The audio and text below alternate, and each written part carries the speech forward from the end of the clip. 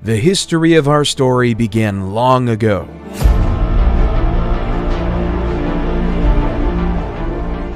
At one point in time, around 3 billion years ago, we were floating around as little tiny atoms in the little petri dish of the world.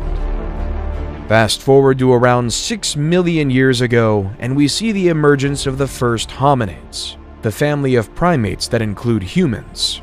1.9 million years ago, Homo erectus was the first species to leave Africa and colonize other parts of the world. They had larger brains than their primate ancestors. Around 400,000 years ago, the first evidence of the Neanderthals. Their bodies were adapted to the cold environments of Europe and Western Asia.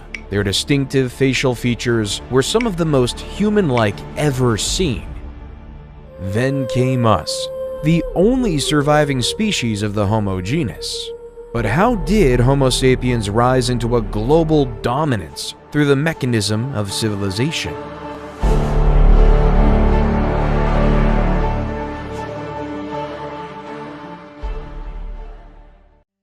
We begin our story in the fertile lands of Mesopotamia in 4000 BCE. Nestled between the great Tigris and Euphrates rivers in the Sumerian city of Uruk. Instead of relying on hunting and gathering like our ancestors of the past, the citizens of Uruk were able to develop a way to harvest cereal grains like wheat and barley. However, turning cereal grains into edible foods took a lot of work. In the beginning, they had to use an invention called a hand mill, which consisted of 2 stones. As the grains were crushed between the 2 stones, the flour was collected in a container and stored for future use. This was the start of something great. This complex, strenuous process was our modern world's first example of agriculture. We no longer depended on hunting animals or picking berries for our food. Rather than using human ingenuity, we can create our own food source. This allowed Uruk to prosper into a place with over 50,000 residents. However, this change did have a change on the human body. The average height of men drastically shrunk from 5'9" to 5'3", and for women they shrunk on average from 5'3" to 5 feet. Instead of being the super athletes we were of the past, we were smaller, less noticeable farmers. People also became landlocked, changing the very essence of what it means to be human.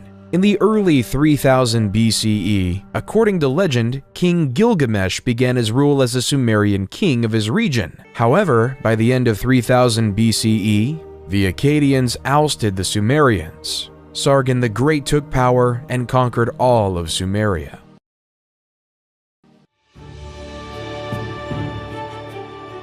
While in the Indus Valley in modern-day Pakistan, a new civilization was growing. The Indus Valley Civilization, 3300 to 1300 BCE, was most notable for its highly advanced toilet system. The toilets were built with a seat and a chute that led to the underground drainage system. The sewage was then carried away from the homes through a network of covered drains, preventing disease spread. The waste was treated and disposed outside of city limits, helping to keep the cities clean and hygienic.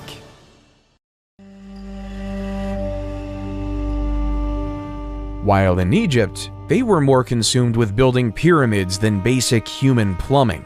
This was because, in ancient Egyptian religion, it was believed that when a pharaoh was to die in the physical world, his spirit would continue to live on in the afterlife, in which they would continue to rule in perpetuity, and where they would be worshipped by the living. Inside these pyramids, the pharaoh's body was carefully mummified, a process believed to preserve his physical form and help ensure his spirit's journey to the afterlife. The pyramid was also filled with offerings and treasures intended to provide the pharaoh with the resources he would need in the afterlife. Every pharaoh wanted to make sure they were immortal.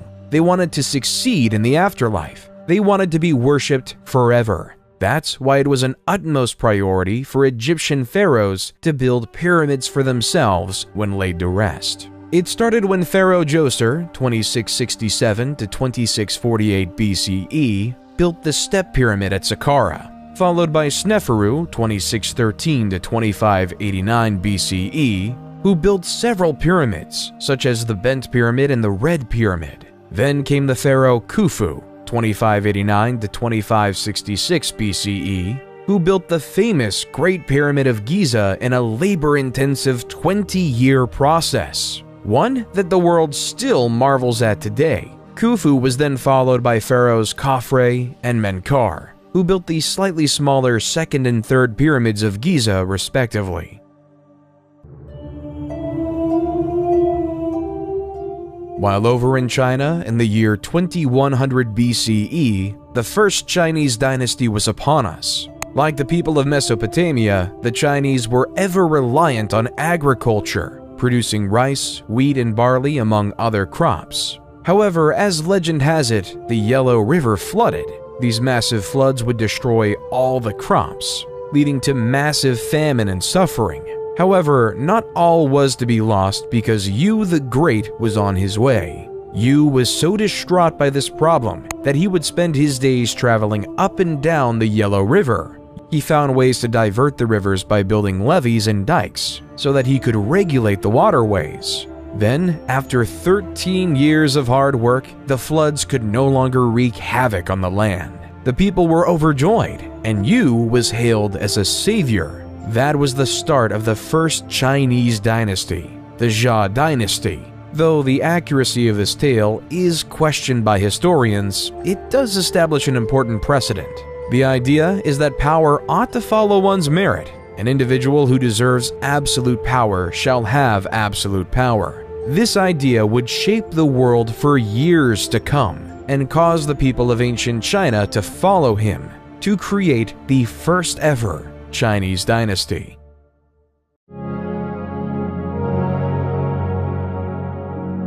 While back over in Mesopotamia, around 1772 BCE, a Babylonian king named King Hammurabi created the basis of the legal system as we know it today. Hammurabi ordered the creation of a 7-foot-tall, 2-foot-wide stone slab. Written on it was a system of 282 laws that each citizen of his kingdom was to follow. Such laws included various laws such as Law 1, if a man brings an accusation against another man, charging him with murder but cannot prove it, the accuser shall be put to death. Law 196, if a man destroys the eye of another man, they shall destroy his eye. Law 197 says, if he breaks another man's bone, they shall break it. Law 199, if he destroys the eye of a man's slave or breaks the bone of a man's slave, he shall pay 1/2 his price. However, what King Hammurabi did was create a society based on laws.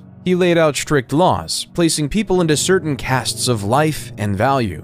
Everyone was worth a different amount based on what class they were in society. There was no illusion of equality in ancient Babylon. Instead, it was pretty clear the value of a noble's bone was worth more than a plebeian's, which in turn was worth more than a slave's. An idea we continue to see throughout history.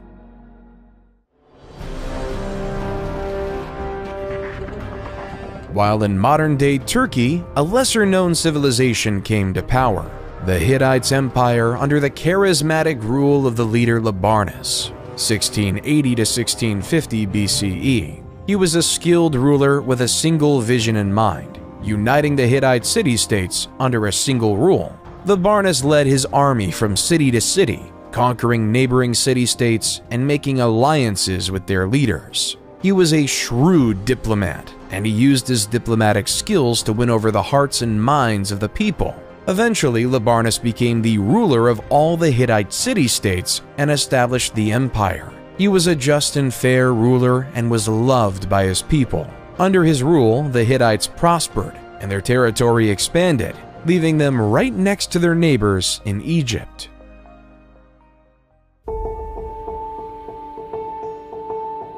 While in modern-day Greece, a collection of city-states emerged on the European continent. Mycenaean Greece, 1600 BCE to 1100 BCE, was dominated by an elite warrior society and consisted of a network of palace-centered states that developed rigid hierarchical, political, social, and economic systems. At the head of this society was the king. However, unlike a unified civilization, each city was on its own. A city-state is a city that, with its surrounding territory, forms an independent state. The development of city-states such as Troy, Mycenae, and Pylos start to grow. The first remnants of the Greek written language, known as Linear B, also started to emerge. The first record of any Indo-European Greek record we have today.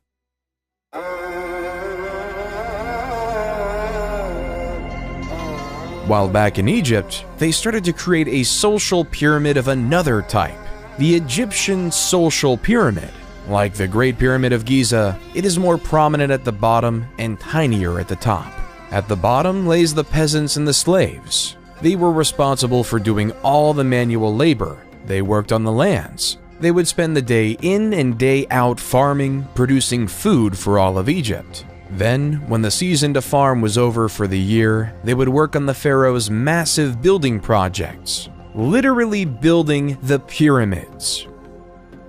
Slightly above the slaves came the artisans. They were the stonemasons, the plasters, and the sculptors who created the exuberant art the wealthy desired, and for Egypt is most known for today. Then came the merchants, who spent their days navigating the Nile, trading gold, papyrus, and linen to anyone who could afford it. They were well respected and able to make a healthy profit by selling. Then came the scribes. These masters of the world would go to specialized scribe schools just to master the language of ancient Egyptian hieroglyphics. In practical use, these scribes took account of the stores of food, various tax documents, and even the daily lives of the pharaoh. After the scribes came the soldiers. The soldiers were tasked with protecting the Egyptian empire. They dedicated their lives to defend or make preemptive strikes against their enemy. Generally, they were well fed. Then, near the top, came the bureaucrats. These high-ranking government officials did essential tasks at the top of society, like the viziers, who ran the logistical tasks necessary to run a civilization. The priests oversaw taking care of the temples to ensure the gods were well cared for. The nobles oversaw specific regions of the empire and kept order in said regions. At the top, the purpose of everyone below was the pharaoh, the king and the mediator between the gods and the world of men.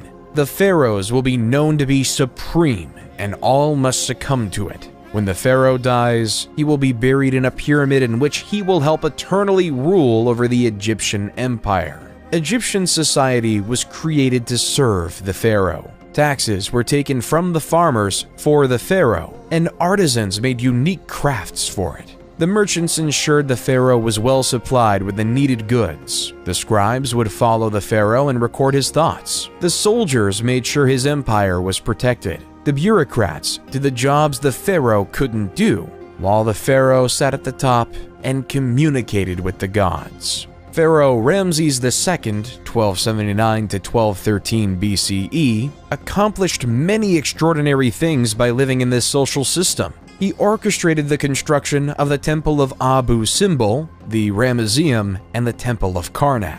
He was also able to grow the Egyptian empire and reconquer lands lost by other pharaohs, except for the land claimed by the Hittite Empire.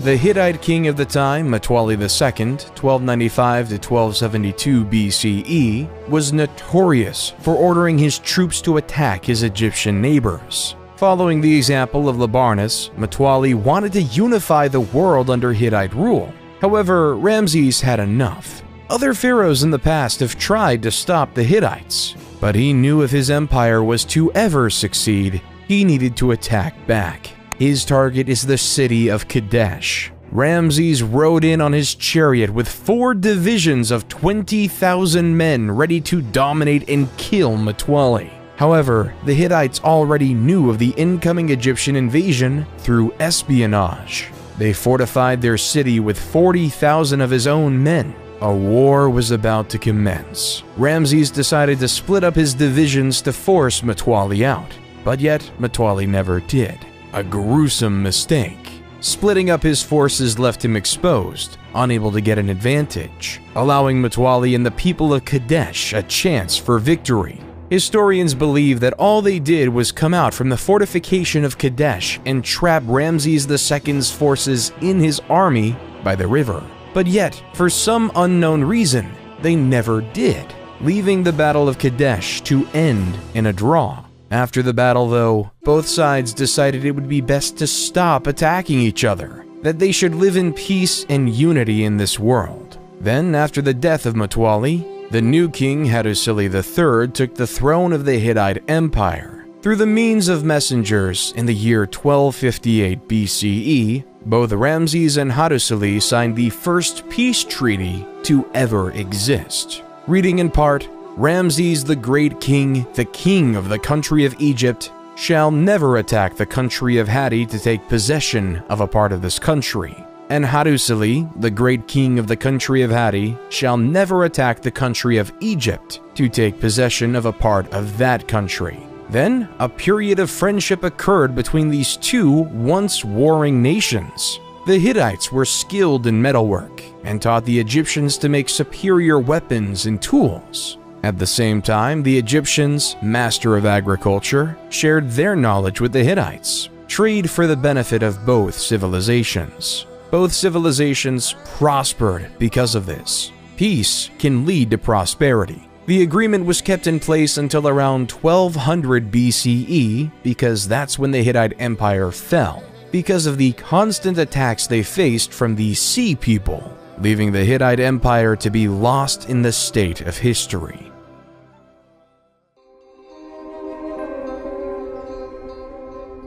While on a continent far away, the first civilization in the Americas was taking foot in modern-day Mexico. The Olmec civilization, 1200 BCE to 400 BCE, is often considered the mother civilization of Native American civilizations. However, sadly though, not much is known about them, mainly due to their writing in a hieroglyph historians still can't decipher. One of the few remains we have are these 17 colossal stone heads. In Mesoamerican culture, there is this belief that the head alone could contain an individual's emotion, experience, and soul. We may not know their leaders' names like of other civilizations, like Ramses and Hammurabi. When looking through the eyes of a stone head, we can still feel their presence, and in some ways they remain immortal, enshrined in history, for one day we may learn who they are. While in the east, the Zhou dynasty, 1046 to 256 BCE, in China was taking its stride. The Zhou dynasty gained power because of the failures of the less critical Shang dynasty. They believed in the idea of a mandate from heaven.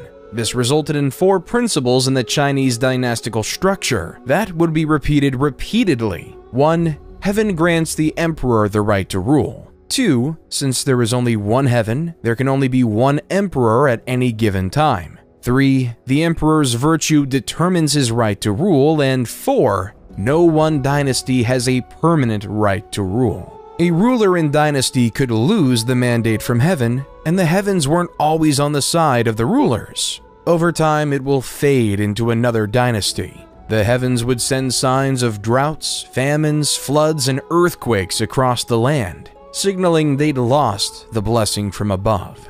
This is how the Shang dynasty fell, and the Zhou dynasty grew to prominence. The Zhou dynasty brought another style of government and the creation of feudalism.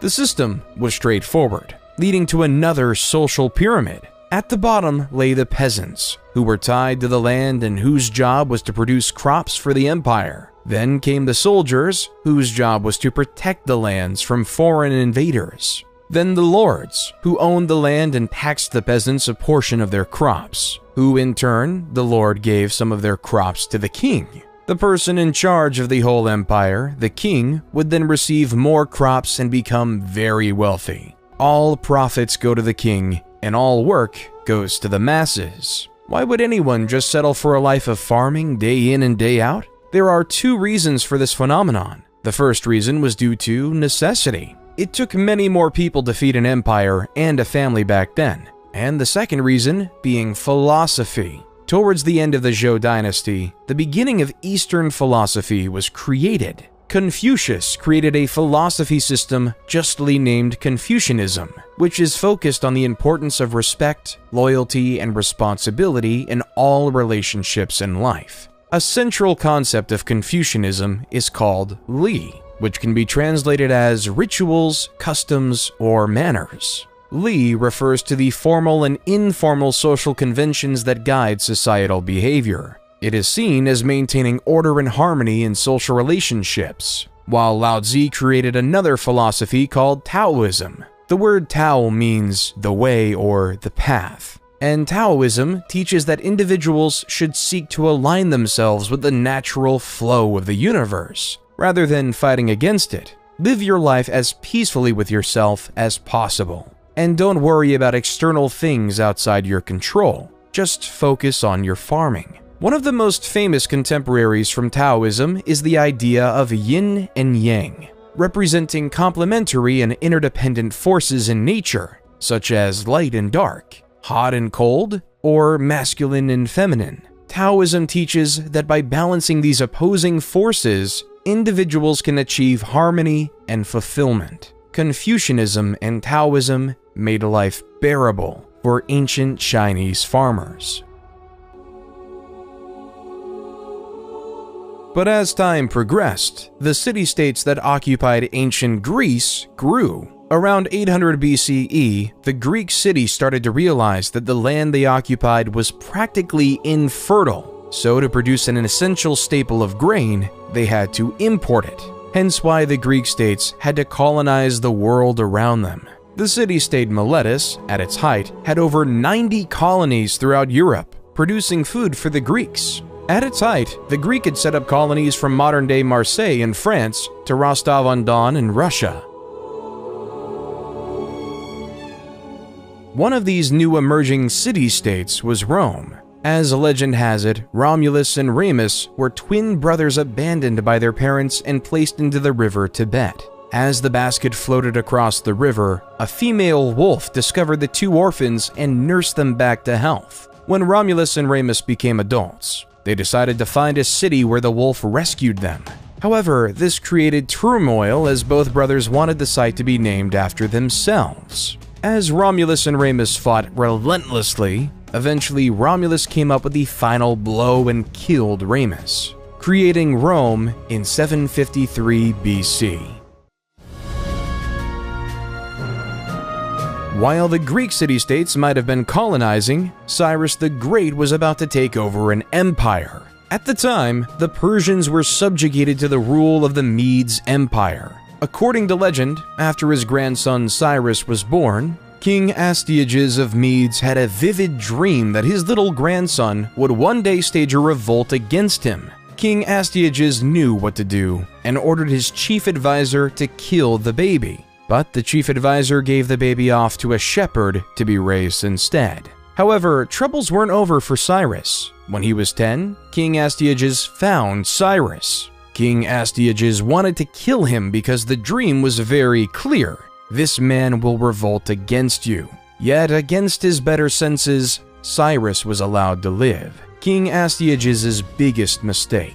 When Cyrus was a man, he gathered his army and revolted against his maternal grandfather. The two, but as prophecy had it, Astyages surrendered in 550 BCE. However, Cyrus wasn't done conquering. He conquered Babylon and became the supreme ruler of Mesopotamia and even the Indus Valley civilization. The world was in Cyrus's hand. Cyrus then took over the Greek colony of Ionia in Asia Minor, leading a great Persian empire. And then he died, leaving it all in the air for the next great Persian king, Darius the Great. While back in Greece, various city-states started to gain power, but two were at the forefront: Sparta and Athens. Sparta was a military powerhouse. The famous Spartans believed everything should focus on physical strength and war. When a new young Spartan was born, it would be slaughtered if it didn't look healthy. Boys were taken from their families at a young age and were trained to become soldiers. The brutal training included physical conditioning, weapons training, and harsh living conditions. The entire life of a Spartan was to win a war. Their society reflects it with three main groups. The ruling class consisted of aristocrats who held political power, the free non-citizens who were not allowed to participate in government but were still expected to serve in the military, and the helots, a group of enslaved people that provided labor for the Spartan state. Life in Sparta was harsh, brutal, and militaristic. While their neighbors up north were experimenting with this idea of democracy, Athenian democracy was a highly complicated mess. There were two branches, the Council of 500 and the Assembly. The Council of 500 was selected randomly by a process known as sortition. Athens itself was made up of 10 different tribes. Each tribe was responsible for providing 50 citizens to serve for 1 year in the Council of 500 via random selection. Each eligible citizen would be given a personalized token. Those tokens were inserted into a particular machine called a clariturion. This long-lost technology included tubes and balls, which somehow selected 50 residents of each tribe to join the illustrious Council of 500. While in the Assembly, there was a system in place that said that every single citizen had a vote. Of course, to be a citizen, you had to be a male and not a slave, and either born in Athens or to Athenian parents. The Council of 500 would create the agenda for the main assembly to vote on because over 30,000 people could have a vote at any given time. It was total chaos. So to quell this, the council would nominate 9 presidents the morning of the meeting, and it was their job to ensure all the rules and procedures were being followed. Since they were appointed right before the assembly met, they were almost impossible to bribe. Somehow, the assembly would loudly vote on whether a bill would pass. They would vote on matters like appointing generals, various laws, and other government bureaucracy. However, not everyone liked this Athenian democracy. The famous Greek philosopher Plato thought the idea was barbaric. In Book 6 of his seminal book, The Republic, Plato writes, "The true navigator must study the seasons of the year, the sky, the stars, the winds, and all the other subjects appropriate to his profession if he is really fit to control the ship. Think that it's quite impossible to acquire the professional skill needed for such control, and that there's no such thing as the art of navigation." How much could a randomly selected member of the Council of 500 really know? How much could he fully contribute to society? Should we allow a random member of society to have any power? Instead, Plato would advocate for the idea of a philosopher king, a man who studies wisdom, logic, and reasoning, a man who dedicates his life to understanding how to be just, a man who will become the navigator of wisdom. Plato would rather say, the society we have described can never grow into a reality or see the light of day, and there will be no end to the troubles of the states, or indeed, my dear Glaucon, of humanity itself, till philosophers become rulers in this world, or till those we now call kings and rulers really and truly become philosophers, and political power and philosophy thus come into the same hands. There's just one issue with Plato's quote. Every leader thinks they're a philosopher king.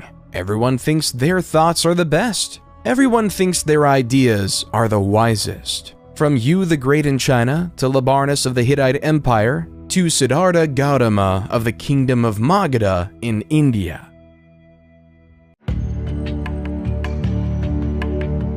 While not so far away, in the Indian Kingdom of Magadha, a spoiled prince named Siddhartha Gautama, 500 BCE, lived in luxury inside a palace. Inside this palace, Siddhartha could have anything he wanted. All the jewels, all the wealth, all the finest goods thrust upon him. His world inside of the palace was a utopia on earth. There was no want, need, or desire, and it was perfect. Until he went outside his palace compound, the only place he ever knew.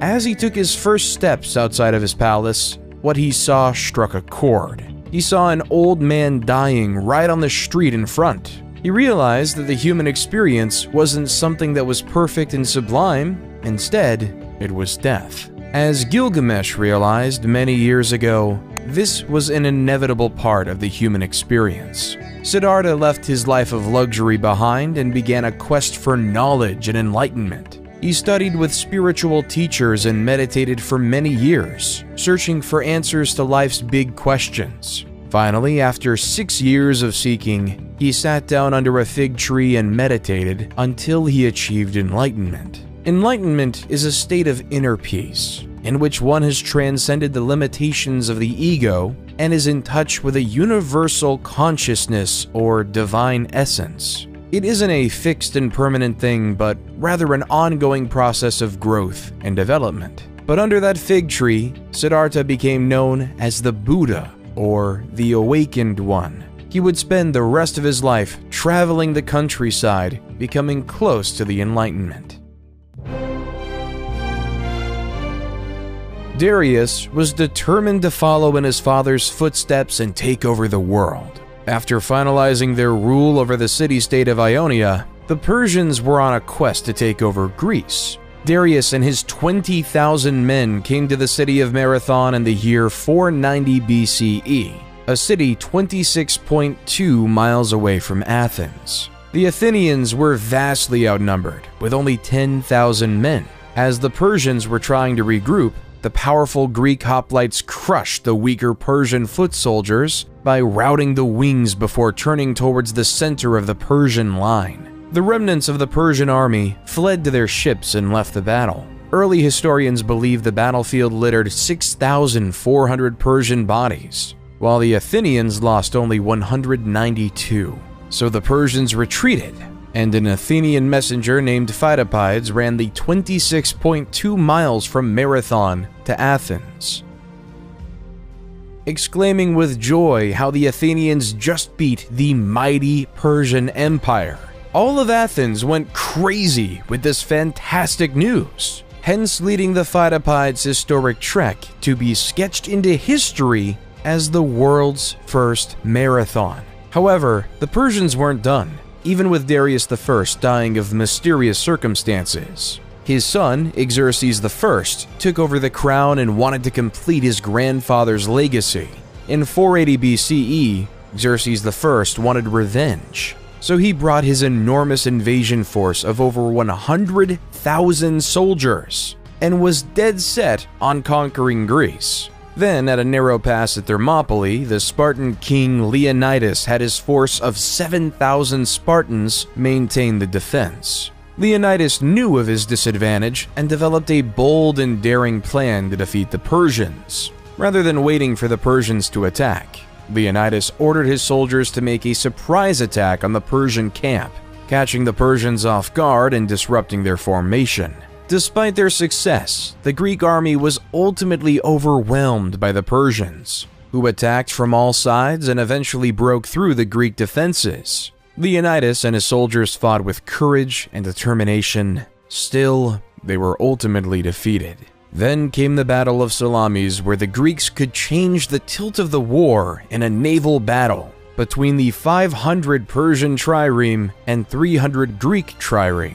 It didn't look good for the Greeks. Still, the great Athenian general, Themistocles, employed his plan to move the Persian fleet into the narrow straits of Salamis and hit the enemy fleet so hard that it had nowhere to retreat. After a massive sea battle, Themistocles won Greece the victory and changed the face of the war. The Persians still had their goal: conquer the Greek city-states. Xerxes had returned to Persia, leaving Persian general Mardonius in charge of the Persian force for most of the significant battle yet. After diplomatic talks ceased, Persia knew they had to attack. As the Persians sent their troops to Plataea, the Greeks knew they had to work together. With 30 various Greek city-states working together, they were able to field a massive 110,000 hoplite army with the primary purpose of defeating Persia, though that was nothing compared to the estimated 150,000-man army of Persia. The battle was fierce and intense, with both sides fighting with ferocity and determination. The Greek hoplites continued to be effective against the Persian cavalry and archers. The Greeks also strategically used the terrain, fighting on a slope that helped offset the Persian numerical advantage. In the end, the Greeks defeated the Persian forces and secured a decisive victory. The Persians suffered heavy losses, and Mardonius was killed in the fighting. The Battle of Plataea marked the end of the Greco-Persian Wars and the Persian threat to Greece.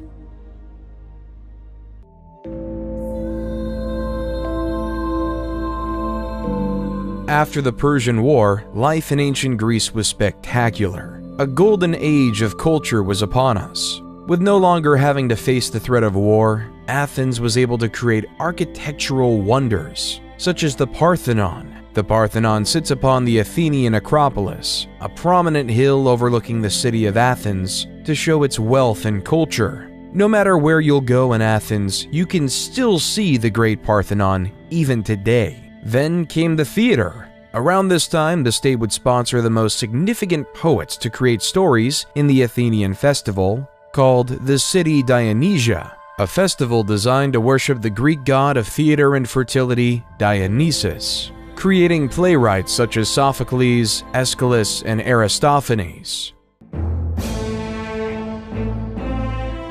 States were hungry for power. Athens was recruiting city-states into their Delian alliance, while Sparta was recruiting city-states into their Peloponnesian alliance. Both Sparta and Athens felt like they should control the city of Korkia, hence why in 434 BCE, war was upon the Greek peninsula, resulting in naval battles such as the Battle of Siblos and the Battle of Pylos. By 421 BCE, a short peace was negotiated. However, this peace would not last, and Athens had their eyes on Sicily. Initially, the expedition was going well. The Athenians established alliances with several Sicilian cities, and won several minor skirmishes against the Sicilian forces. But soon, Alcibiades, one of the greatest naval generals in history, was recalled to Athens to face charges of sacrilege. The Athenian fleet was left without his leadership. In his absence, the expedition began to unravel. The Athenians could not take the city of Syracuse, which had fortified its defenses and was well prepared for a siege. The Sicilians were aided by reinforcements from Sparta, which saw an opportunity to strike a crippling blow against its arch-rival Athens. The Athenians suffered from a lack of supplies and were plagued by disease. At the same time, the Syracusans launched a series of surprise attacks and ambushes. Finally, after months of grueling fighting, the Athenian fleet was destroyed in a decisive battle. Thousands of Athenians were killed, and many more were captured and enslaved. A decade after that, Athens fell to the Spartans. The age of legendary Greece was now over. Both Athens and Sparta were significantly weaker, never to regain the same power they once had, leaving the world ready for a philosopher king to conquer it all. Then, in the east, the mandate of heaven was up. The Zhou dynasty, after a long 800-year rule, it was deemed by the heavens that their empire was up, which led to a period known as the Warring States, 474 to 221 BCE. This resulted in Han Fizi, who created a new philosophy called legalism. Followers of legalism believed that people were inherently selfish and would only act in their own self-interest, and that the only way to keep them in line was through a system of rewards and punishments that was clear and consistently enforced. This resulted in Fizi claiming that the best way to achieve social order was by establishing a powerful ruler responsible for enforcing the law and punishing wrongdoers. He also believed the ruler should have complete control over the military, the economy, and society. While in the heart of the Oaxaca region of Mexico, the Zapotec civilization started to flourish. The capital city of Monte Alban was being built on a mountaintop overlooking the entire Oaxaca Valley. Perched on the mountaintop overlooking the Valley of Oaxaca, the city was home to a ruling elite who oversaw a hierarchical social structure that included middle-class artisans and lower-class farmers. The people of the Zapotec civilization were known for their innovative agricultural practices. including the cultivation of maize and other crops, which sustained their communities in times of drought and other environmental pressures. They also developed an early writing system, which used a combination of symbols and glyphs to represent words and ideas. They developed an advanced calendar system based on 260-day and 365-day solar cycles. In Greece, during the year 356 BCE, in the city of Pella in the Kingdom of Macedon, the greatest commander in history was born. Alexander the Great grew up knowing he would be a leader, and was the son of King Philip II and Queen Olympia. But the teacher was much more impressive. Since he was a kid, Alexander was tutored by Aristotle. Aristotle is the man who is known as the father of logic. He created the fields of biology and taxonomy by introducing a way to think called the scientific method, a method that is still taught in schools to this day. He also wrote extensively about philosophy, ethics, and art, changing the face of the world as we know it today. This is the man who was in charge of teaching Alexander the Great. Alexander was 20 when his father was assassinated, but his excellent education allowed him to take over the rest of the world. After his father died in 336 BCE, Alexander was hell-bent on keeping his family's power. So when the Greek city of Thebes decided to revolt, Alexander and his army marched 240 miles in 14 days. When Thebes refused to surrender, he razed the entire city to the ground, and 6,000 were killed, and the rest were sold into slavery. The rest of the Greek city-states recoiled in fear, allowing Alexander to do as he pleased, leaving for his new target to be Persia and the new Persian king, Darius III.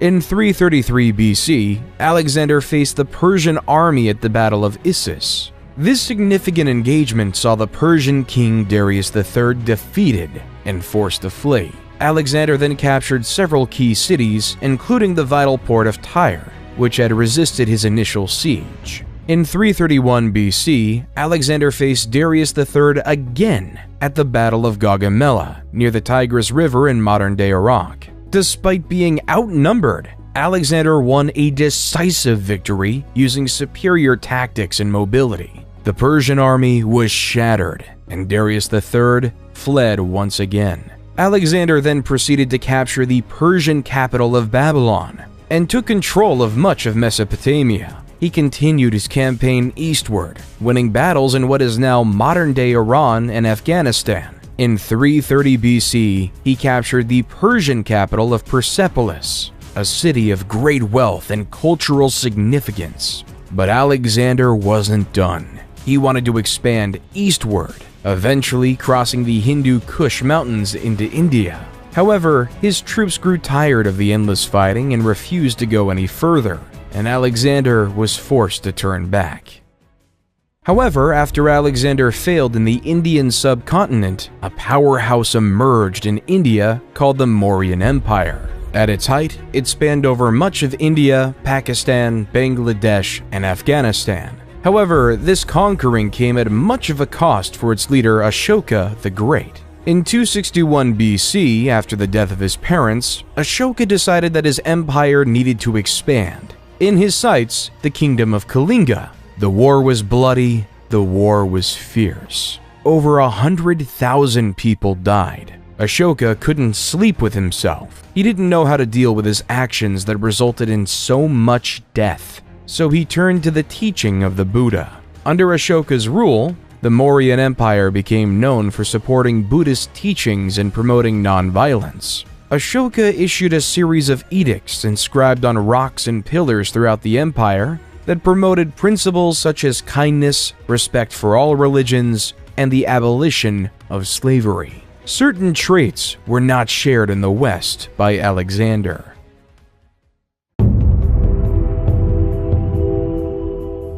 In the West, it was deemed honorable to die in combat, and a hero's death would be remembered forever. A farmer will die in anonymity. Alexander died a few years later in Babylon at the age of 32. Throughout his expedition, Alexander was spreading Greek ideas founded by his once wise teacher, bringing the rise of Greek ideals across the land, starting the seeds of the Western cultures we see today. Once Alexander died, his empire just could not sustain itself. His generals feuded as to who should be the leader of this great empire. Everyone wanted power, yet in fighting, left to waste in oblivion. Eventually, in 323 BC, after senseless wars, the Greek generals divided the world into three major empires: the Ptolemies in Egypt, the Seleucids in the east, and the Antigonids in Greece. Ptolemies, one of Alexander's generals, led Egypt into a period of prosperity. Inspiration by his former leader, Ptolemies built the Library of Alexandria, a hub for an intellectual scholarship. Intellectuals from all over will come to the library to exchange ideas and thoughts throughout the world, leaving us to have great philosophers like Plato and Aristotle to be the backbone of our culture.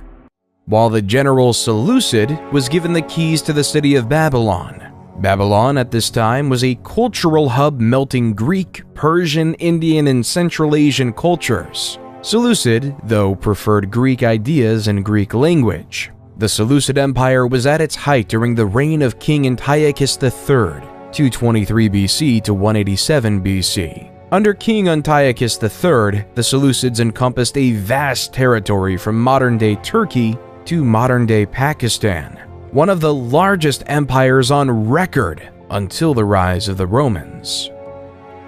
While the Antigonids did not have nearly as much success. By the time Antigonids I took power, the Greeks were just a shell of what they once were. The age of the Greeks was behind us. The Ptolemies, the Seleucids, and the Antigonids went astray from the Roman Empire. However, for Rome to rise, it had to face a powerful foe, Carthage. Both Rome and Carthage had a desire for the same city-state, Messina, on the island of Sicily. This would give either civilization a foothold to grab power in the Mediterranean. The First Punic War was upon us, and after 20 years of fighting, in the year 241 BCE, and the defeat of Carthage, the Treaty of Lutatius was signed. The peace, though, was short-lived. In 218 BCE, the Second Punic Wars began when the Carthaginian general Hannibal invaded Italy with his army, including elephants, to conquer Rome. Hannibal won several early battles, including the Battle of Cannae in 216 BCE. Still, he was ultimately defeated by the Roman general Scipio Africanus at the Battle of Zama in 202 BCE. The war resulted in the complete defeat of Carthage, which was forced to cede its territories to Rome, and the end of the Carthaginian Empire. There was no doubt in the world anymore that it was time for the Romans to take charge in the West. While in the East, after the end of the Warring States period, Qin Shi Huang and the Qin dynasty were an absolute power. 221 BCE to 206 BCE, Qin was determined to turn diverse China into a unified Chinese empire. He divided the lands into 36 command areas supervised by a governor, military commander, and imperial inspector. It was expected that you followed the will of Qin or else you would face harsh penalties. The basic ideas of legalism in action, strong government, harsh laws, and inheriting knowing that humans were necessarily selfish. However, their mandate from heaven ran quite quickly. After Qin Shi Huang's death, China was in turmoil with another dynasty on foot. Liu Bang, leader from 206 to 195 BCE, after leading a revolt against the Qin, was declared emperor of the new Han dynasty. Instead of following the strict legalistic mindset of the Qin, Liu decided to set his empire as a Confucianist paradise. The ideals of moderation, virtue, and piety, as set through Confucianism, were marched throughout the empire, weaving the cocoon of a powerful dynasty. During the Han dynasty, the production of silk was ever increasing, and the idea of profits was in the minds of all. So in 138 BCE, Emperor Han Wu sent an imperial convoy to make contact with cultures of Central Asia and the Mediterranean. Then, after the routes were established, Chinese merchants and traders would bring their silk across the Silk Road to the Middle East and eventually Europe, where it would be sold at high profits, though in the beginning the route was relatively short. Because in 97 BC, Ambassador Kan Ying was sent to Rome with gifts of silk for their empire. However, Kan only got as far as Mesopotamia because he was told by the Parthians, the dominant empire in Iran at the time, that the journey would take years. Little did Kan know that he was misinformed, that the journey would have been relatively shorter, but the Parthians wanted to keep their spot as the middlemen. They did not want China and Rome to have contact with one another, creating a system of three empires smushed right up against each other: Rome in the west, Parthians in the center, and China in the east. Then in 86 BCE, Greece, already being weakened by the conquest of Alexander the Great, was now the target of the Roman Empire. General Lucius Cornelius Sulla led an army of legions to the forefront of Athens. He besieged Athens for several months, brutally torturing the citizens within. Eventually, when Athens fell, he ordered his soldiers to loot and pillage the city, destroying many important cultural treasures. This takeover cemented Rome as a superpower. Athens no longer had the power, but rather it was in Rome. While in 63 BCE, General Pompey was tasked with capturing Jerusalem and the region of Galilee, the Romans quickly captured the cities, forcing Galilee to be placed under Roman rule, including a small village called Nazareth.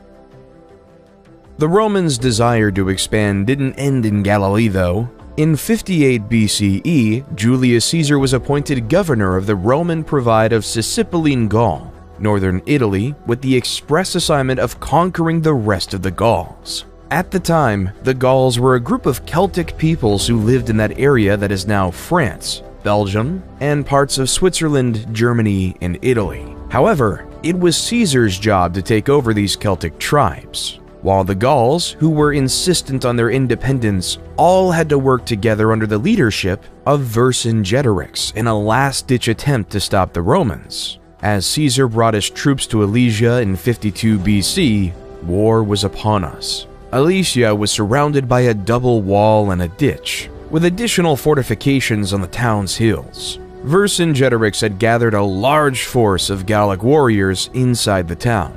In contrast, Caesar had assembled a sizable Roman army outside the walls. Caesar realized that a direct assault on the town would be complex. So he surrounded the Gallic forces and starved them into submission. He ordered the construction of a series of fortifications around Alesia, including a circumvallation wall that encircled the town, and a second wall and ditch that faced outward to defend against any attempts to break out. Over several weeks, Caesar's forces engaged in a grueling siege of Alesia, with both sides suffering heavy losses. The Gallic warriors inside the town made several attempts to break out, but they were repelled by the Roman forces. The tide of the battle turned in favor of the Romans when a second Gallic army, led by Vercingetorix's ally Commius, attempted to relieve the siege. Caesar sent a detachment of his forces to intercept the Gallic reinforcements. After a fierce battle, the Roman soldiers emerged victorious. With his forces surrounded and facing starvation, Vercingetorix was forced to surrender. He emerged from Alesia and offered himself as a prisoner to Caesar, effectively ending the Gallic resistance to Roman rule. Throughout the next 2 years, Caesar crossed the Gallic Empire, conquering and implementing it into Rome. The Gauls were implemented into Rome, even gaining citizenship within the empire. However, the Senate was not happy with Caesar. Even though he had great success against the Gauls, the Roman Senate wanted him to stop. They did not like the popularity Caesar was gaining, nor the power he was controlling. So the Roman Senate called upon Caesar to resign his command and disband his army, or risk being declared an enemy of the state. This led Caesar to an essential choice to make. Will he either follow the will of the Roman Senate or ignore them and start a bloody civil war? Roman law at the time prohibited any general from crossing the Rubicon River and entering mainland Italy with a standing army without the expressed permission of the Roman Senate. To do so would be treason, and this tiny stream would reveal Caesar's intentions and mark the point of no return. Civil war was imminent as Caesar and his army marched over the Rubicon. Battles in Corfinium and Pharsalus showed the Senate that Caesar was a worthy foe. So the Roman Senate appointed his son-in-law, Gnaeus Pompey, to lead the Roman forces against his father-in-law. Both parties knew the importance of Spain, due to it providing a link between Italy and the rest of Europe. The two armies clashed near the town of Leda in northeastern Spain.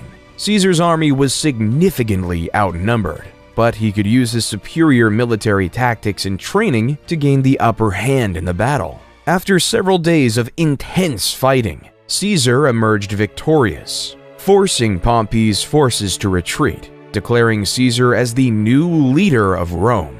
When Caesar made it back to Rome, the crowds were chanting, "Hail Caesar! Hail Caesar!" The people then decided that he would be the dictator of Rome for life. Caesar immediately set to work, implementing a series of reforms and policies aimed at improving ordinary Romans' lives and strengthening the central government's power. He ordered the construction of new infrastructure, such as roads, bridges, and aqueducts, which helped to connect different parts of the city and improve trade and commerce. Caesar also enacted a series of political and social reforms, including granting citizenship to many people living in the Roman Empire and creating new laws and customs that were based on Roman practices. He encouraged the spread of the Latin language and culture throughout the city and established the Julian calendar, which is the basis of the calendar we use today. However, Caesar's reign was short-lived because 2 years later, in 44 BC,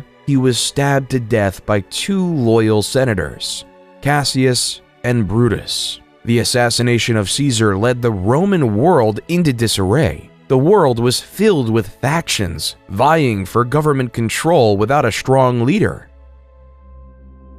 Octavian, Caesar's son, who was 18 then, came to Rome to claim his inheritance and assert his place in the political landscape. He quickly aligned himself with Caesar's loyal lieutenant, Mark Antony. Together, they defeated Caesar's assassins at the Battle of Philippi in 42 BCE. However, tensions soon arose between Octavian and Antony as both men vied for control of the Roman Empire. In 31 BCE, their forces clashed in the naval Battle of Actium, which resulted in Octavian emerging as the clear victor. Antony fled to Egypt with his lover, Cleopatra, and the two committed suicide the following year. With Antony's defeat, Octavian emerged as the undisputed ruler of Rome. In 27 BCE, he was appointed Augustus and became the first Roman emperor.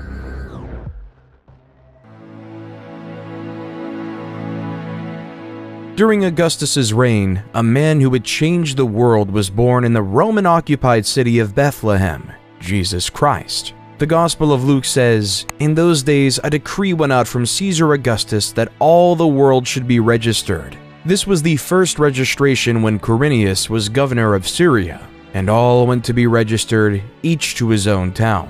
Luke 2:1-3.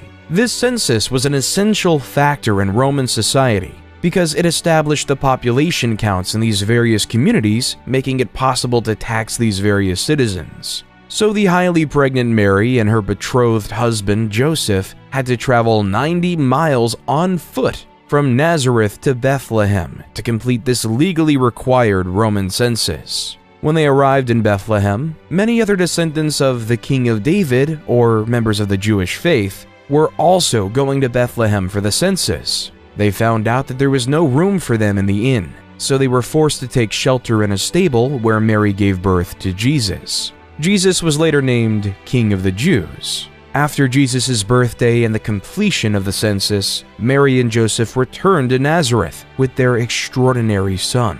As the years of Jesus went on, stories about him grew. More and more followers began to worship Jesus as their Messiah. They claim that he can catch an endless amount of fish. They claim that he can cure the blind, and they claim that he was the Son of God. So these followers, specifically his disciples, started to write down his entire life journey. 4 of his closest disciples, Matthew, Mark, Luke, and John, wrote down the main chunks of the book in these parts called Gospels. Each of these Gospels covered almost all of the same events, the narrative life of Jesus Christ. This narrative testimony of a child born in a stable changed the world forever. Even though many loved Jesus, some viewed him as a threat. Emperor Tiberius succeeded Augustus and reigned from 14 AD to 37 AD. Tiberius was notorious for his delators, a network of informants rewarded for spying and reporting on suspected traitors and criminals. Criminals reported on by the delators had to face a treason trial, often resulting in executions or forced suicides. His prefect of Judea at the time, Pontius Pilate, was no stranger to the harsh punishment of traitors. As Jesus was influencing more and more people, he became more of a political threat. So, following the guidelines of Emperor Tiberius, Pilate was given no practical political choice other than to execute Jesus on the cross. Roman law was evident then. One must follow the emperor's will or else they will perish. As Jesus was crucified on the cross, a new religion was born: Christianity. In the beginning, Christianity was just a small sect of Judaism. Nevertheless, its growth would be unparalleled. Paul of Taurus would take the word of his chosen Lord across the known world. From Greece to Turkey to Syria, the word of Jesus Christ spread. His missionary tales are now documented in the New Testament as the Book of Acts. The more Paul went to different places, the more followers he gained. On the same token, it created more enemies. The divide between monotheism and polytheism was on the rise. It was beginning to get a lot tougher for Romans to accept a religious population that didn't believe in gods like Mars and Jupiter. So when the Great Fire of Rome occurred in July of 64 AD, Emperor Nero quickly blamed it on the Christians. The Great Fire was an event that destroyed 2/3 of the city of Rome. So, in order to pay for these massive repairs, Nero instituted heavy tributes across the empire. To meet at least a proportion of the costs, Nero also started to print more Roman currency, creating an inflationary effect for the first time in the empire's history. However, the individuals who lived under Roman rule, which wasn't in Rome proper, were upset by this new policy. So, in the holy city of Jerusalem in 66 AD, a revolt was on. At first, the first Jewish revolt succeeded, and the Jewish forces quickly expelled the unprepared Roman army. Then, the rebels gained some traction in the neighboring villages in Galilee. In response, the Roman Emperor Nero sent the general Vespasian to meet the Jewish forces, an endeavor that pushed most rebels into Jerusalem proper by the time Vespasian was proclaimed emperor in 69 CE. Then, around Passover in 70 AD, Vespasian and his forces sieged the city, depleting it of food and water within the walls of Jerusalem. The Jews started to quarrel within, leaving them more vulnerable to attack. By August, the Romans breached the defenses, killed much of the population, and destroyed many of their holy sites. With the Jews decimated, the strength of polytheism lived long. Then, in 98 to 117 AD, under Emperor Trajan, the Roman Empire was able to expand its greatest territorial extent, spanning all the way from modern-day Britain to the Persian Gulf. Roman rule was everywhere. Well, except for in the Americas, because the Romans didn't even know they existed. In the Americas, we can see the growth of various civilizations across the Andes located in modern-day Peru and Chile. The Mochi civilization was able to build monumental structures, like the Huaca del Sol and Huaca de la Luna, impressive pyramids that were the center of their religions. They also created advanced fertilization techniques that used bird droppings as fertilizer. Their highly centralized government made everyone know their place in society. While a little bit more south, the Nazca civilization is one enthralled in mystery. The people of Nazca created a series of large-scale geoglyphs consisting of hundreds of individual figures, including geometric shapes, animals, and human-like figures, by removing the dark reddish-brown iron oxide-coated pebbles covering the surface of the Nazca Desert. These lines are now called Nazca Lines, the purpose of which is still unknown to this day and subject to conspiracy theory today.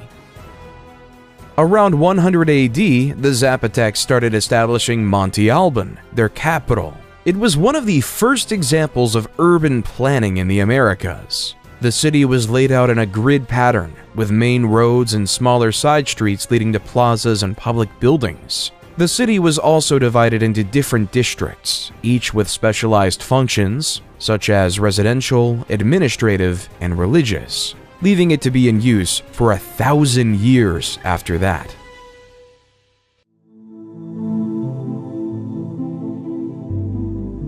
While back in Rome, after the end of Trajan's reign in 117 AD, a new emperor with a purpose was in hand. Hadrian was a man tasked with a near impossible, keeping the massive Roman Empire under one rule. He first had to deal with a crisis with the newly colonized Roman Britain. Like their predecessors in Judea, the Roman Brits did not like being Roman, so they started to cause unrest, and in the eyes of Hadrian, a real threat of revolution was on his mind. So Hadrian had ordered a massive wall, aptly named Hadrian's Wall, which spanned almost coast to coast, keeping it sunk in the conquered people's minds that the Romans were here, staving off revolution in one region. However, in Galilee, things weren't as peaceful. Simon Bar Kokhba led a rebellion of the Jewish people to free themselves from Roman rule.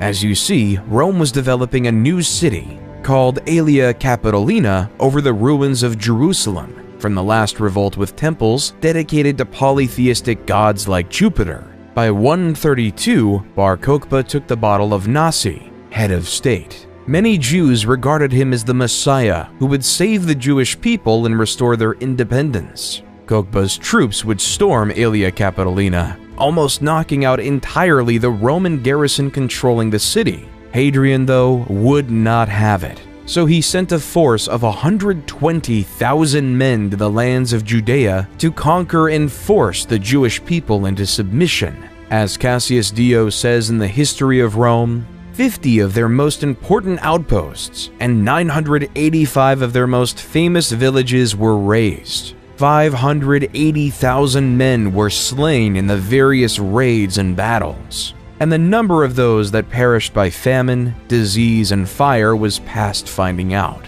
Thus, nearly the whole of Judea was made desolate. History of Rome 69.14, 1-2. Rome made it clear that it was not to be taken lightly. While in China, the message was quite different. The ideas of Buddhism were spreading, along with the Chinese philosophies of Confucianism and Taoism, and built a dynasty. These three philosophies worked together to make the Han Dynasty stronger and more united in many ways. While in America, the Mayan architects went across northern Petén and designed a series of short, broad temples with wide staircases flanked by enormous stucco masks. These stucco masks were made of plaster, and some burned and powdered limestone. The Mayans built these stone armatures into elaborate deity faces to capture the soul of the gods and bring it to the people. A temple like the E7 sub, yes, historians name Mayan temples like military submarines, is a pyramid with 16 stucco masks. Each allows us to go deeper into the souls of these deities of the past.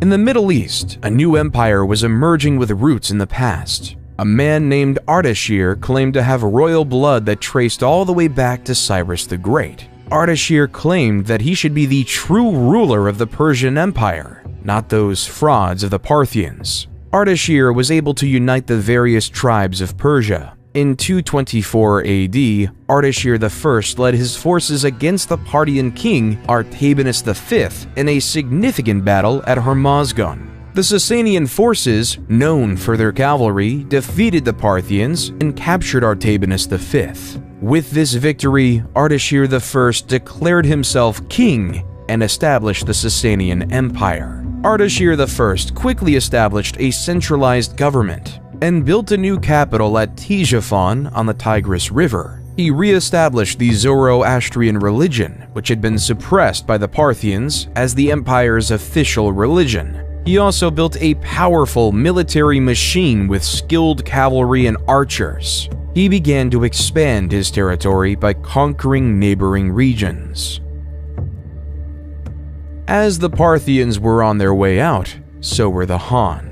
The Han dynasty's downfall was marked by political instability, economic problems, external threats, internal rebellions, and power struggles. The weakening of central authority allowed regional warlords to seize power, and the government's attempts to address economic issues were unsuccessful. External threats and rebellions weakened the dynasty even further. A warlord named Cao Pi declared himself emperor and established the Wei dynasty, officially ending the Han dynasty.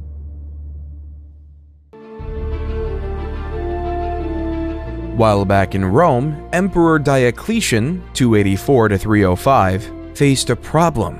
Rome was becoming too large and impossible to manage. So Diocletian created the Tetrarchy and divided the region into 4, where each region was governed by a separate emperor. Within the Tetrarchy, there were 2 types of emperors, Augustus and Caesars. Diocletian chose Maximian to be his equal to Augustus. In contrast, Galerius and Constantius were appointed to be Caesars. However, this system created uncontrolled chaos and anarchy. Each emperor had desires for power and ambition, and it all came to a head in 305 when power shifted. Both Diocletian and Maximian retired, and in 306, Constantius died. 3 out of the 4 original leaders were left out of the system, leading to a power vacuum to come. Emperor Constantine the Great was appointed by his father's army unilaterally as an Augustus and a Caesar at the same time to replace his father. At the same time, Maximin's son Maxentius felt as though he should have been appointed Caesar instead of Valerius Severus. So in 307, Maxentius sent his army and forced Valerius Severus to surrender. Come 308, Galerius appointed Licinius to replace him. So on the west side of Rome, 2 emperors wanted to rule. Constantine ruled over Gaul and Britain, and Maxentius ruled Italy and North Africa. Maxentius had a difficult time consolidating his power, and he faced increasing resistance from the people of Rome. To try and secure his hold on power, Maxentius ordered the construction of a new bridge across the Tiber River near Rome, known as the Milvian Bridge. Constantine saw Maxentius as a threat to his power, so he decided to march on Rome to confront him. As the 2 armies approached each other near the Milvian Bridge, Constantine had a vision of a cross in the sky, with the words, "In this sign, conquer." Some accounts suggest that this vision may have been a dream or a hallucination, while others suggest that it may have been a sign from God. Regardless of the nature of the vision, Constantine took it as a sign that he would be victorious in battle if he fought under the sign of the Christian cross. He had his soldiers paint this symbol on their shields and banners, and he went into battle with renewed vigor and confidence. The battle was fierce and brutal, with both sides suffering heavy losses. Maxentius had a larger army, but his troops were spread out and disorganized. Constantine was able to take advantage of this, and he was able to push Maxentius's forces back towards the Tiber River. In the chaos of the retreat, Maxentius was forced off the Milvian Bridge and into the water, where he drowned. Shortly after his victory, Constantine met Licinius at Mediolanum, modern Milan, to confirm several political and dynastic arrangements to produce the Edict of Milan. This edict gave power for Eastern Rome to Licinius and Constantine's sole power of the West. More importantly though, this document extended religious tolerance for Christians. and restored any properties confiscated from them during the persecution. However, the peaceful coexistence of both rulers was short-lived. Though the edict allowed for the safety of Christians, Licinius was still very much a paganist. Their differences started to grow. All came near the city of Chrysopolis in 324 AD, where both armies went and fought. Constantine's military might was on display. He was able to force the Eastern Roman army towards the sea, leaving many to be killed or captured.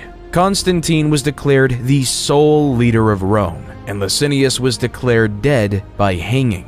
He renamed the Eastern Roman capital from Byzantium to Constantinople to celebrate his victory. Then in 325 AD, Constantine presided over the First Council of Nicaea, when the 300 bishops established the now famous Nicene Creed, which declared that Jesus Christ was begotten, not made, and of one substance with the Father. Constantine was finally baptized as a Christian on his deathbed in 337 AD.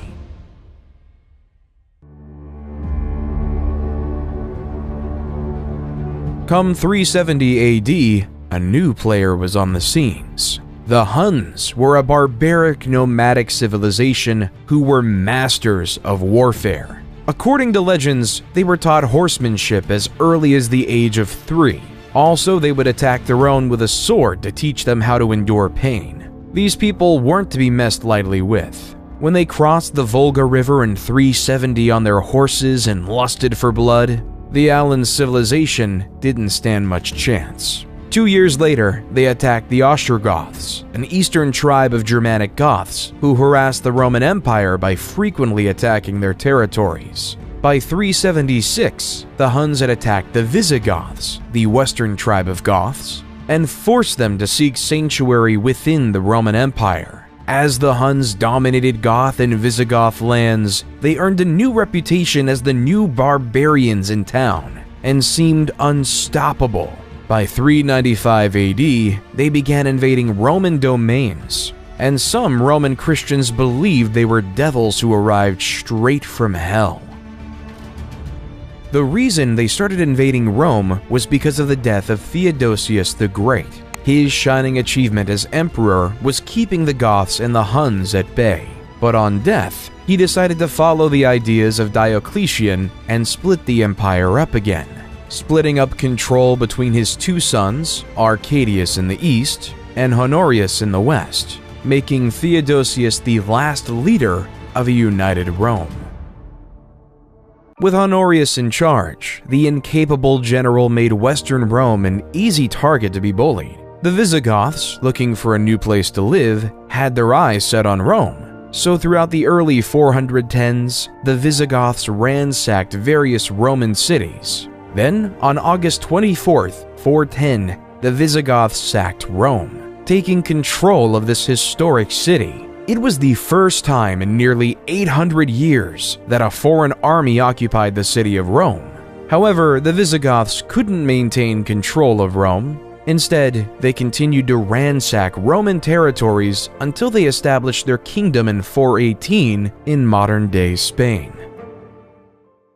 While the prospects of existence weren't so much better in Eastern Rome, the notorious Attila the Hun was gaining power, and his brutal tactics called him the Scourge of God. After a failed peace attempt in 441, Attila and his army stormed through the Balkans and the Danube frontier. Another peace treaty was forged in 442, but Attila attacked again in 443, killing, ransacking, and pillaging his way to the well-fortified city of Constantinople. However, due to Constantinople's high walls, Attila couldn't conquer it. Instead, Attila was able to muster another peace agreement. He would leave Constantinople alone in exchange for an annual tribute of 2,100 pounds of gold, a staggering sum.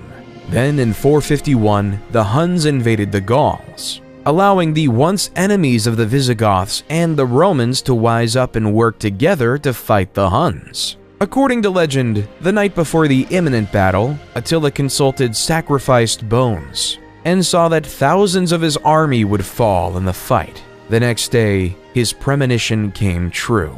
In the Battle of the Catalonian Plains, after hours of ferocious fighting, tens of thousands of soldiers lay dead, giving Attila his first and only military defeat in history. However, even after the loss, Attila and his army marched on and returned to Italy, continuously ravaging the cities. In 452, with Rome in sight, he met Pope Leo I, who acted as an emissary between Attila and Rome.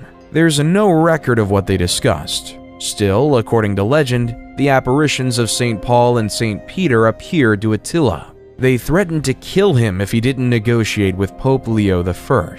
Attila decided to pull out of Italy and return to the Great Hungarian Plain, whether because of his fear of the Pope and his saintly allies, or because of his troops were stretched too thin and weakened by malaria. However, the struggle for Western Rome wasn't over. In 476 AD, the young Emperor Romulus Augustus had trouble keeping power for himself, as many Romans felt he was illegitimate. So the Eastern Roman Empire sent the Germanic general Odoacer and his mercenaries to suppress a revolt by the Roman army in the region. However, instead of supporting the Eastern Roman Empire, Odoacer saw an opportunity to seize power for himself. He turned against the Roman government and deposed the last Western Roman emperor, Romulus Augustus, effectively marking the end of the Western Roman Empire. As the steps of his victory, Odoacer was declared the King of Italy. However, Odoacer's victory was short-lived, because in 493, Theodoric the Great of the Ostrogoths, with the support of Eastern Roman Emperor Zeno, came in and created the Ostrogothic Kingdom of Italy, sending Odoacer to meet his fate. While Europe was in the crux of a dark age, India, under the Gupta Empire, was in a mathematical golden age. Great mathematicians like Brahmagupta started using zero as a placeholder and as various solutions for mathematical equations. The astronomer Aryabhata was able to calculate the circumference of the Earth. He proved the world was round long before it was globally accepted. Aryabhata was also able to develop methods for calculating pi and square roots. However, his crowning achievement was creating the concept of an asymptote, which is a line that approaches the curve but never touches it. The Franks under Clovis I had been engaged with the Alemanni, another Germanic tribe, and tensions between the two groups were running high. In 496 AD, in the Battle of Tolbiac, Clovis I led his forces into battle against the Alemanni, with both sides eager to gain the upper hand in the ongoing struggle for power and territory. As the Alemanni began to push the Franks to defeat, in a moment of desperation, Clovis called out to the Christian god for assistance, promising to convert to Christianity if he emerged victorious. According to legend, a sudden thunderstorm appeared, and the Franks could regroup and launch a successful counterattack against the Alemanni. The battle ended in a decisive victory for the Franks, and Clovis kept his promise and converted to Christianity, officially cementing Christianity to the forefront and birthing the Frankish kingdom. While the Western Roman Empire might have fallen, in the East, the Roman Empire was changing. Many historians argue that the Eastern Roman Empire, based out of Constantinople, should be considered a part of Rome. However, it is undeniable that under Justinian I would lead the eastern half into its next chapter in life, the Byzantine Empire. Whether it's a continuation of the Roman Empire before is a debate for another under. Under the leadership of Justinian I, like many Roman emperors before him, he would expand the Byzantine Empire to reach places such as Italy, North Africa, and even Spain. He also commissioned a team of legal scholars to codify all the laws of the Roman Empire, known as the Corpus Juris Civilis, which became the basis of the European laws we know today. He also commissioned the world-renowned Hagia Sophia in Constantinople, where this beautiful cathedral, adorned with intricate mosaics and marble decorations, became the head of the Eastern Orthodox Church.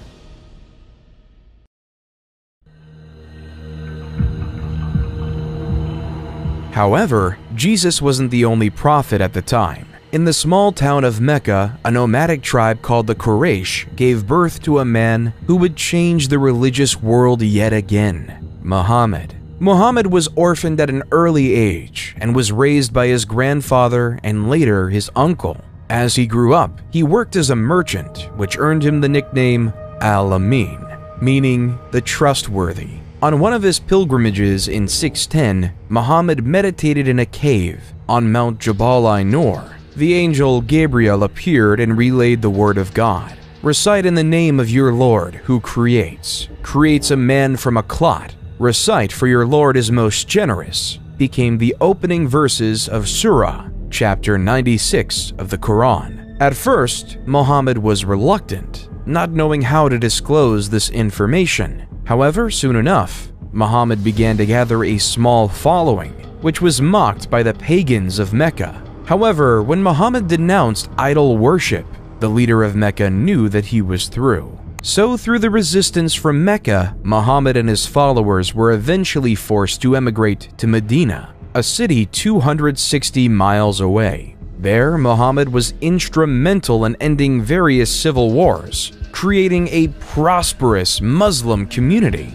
Nevertheless, this prosperity would be challenged by the members of Muhammad's old tribe, the Quraysh and their allies, who marched up to Medina with a large army to attack the Muslims. Muhammad devised a plan that they could defend the city if they dug a trench around its perimeter, making it near impossible for enemy forces to penetrate. For several weeks, the Quraysh tried to break through the trench, trying and trying yet again.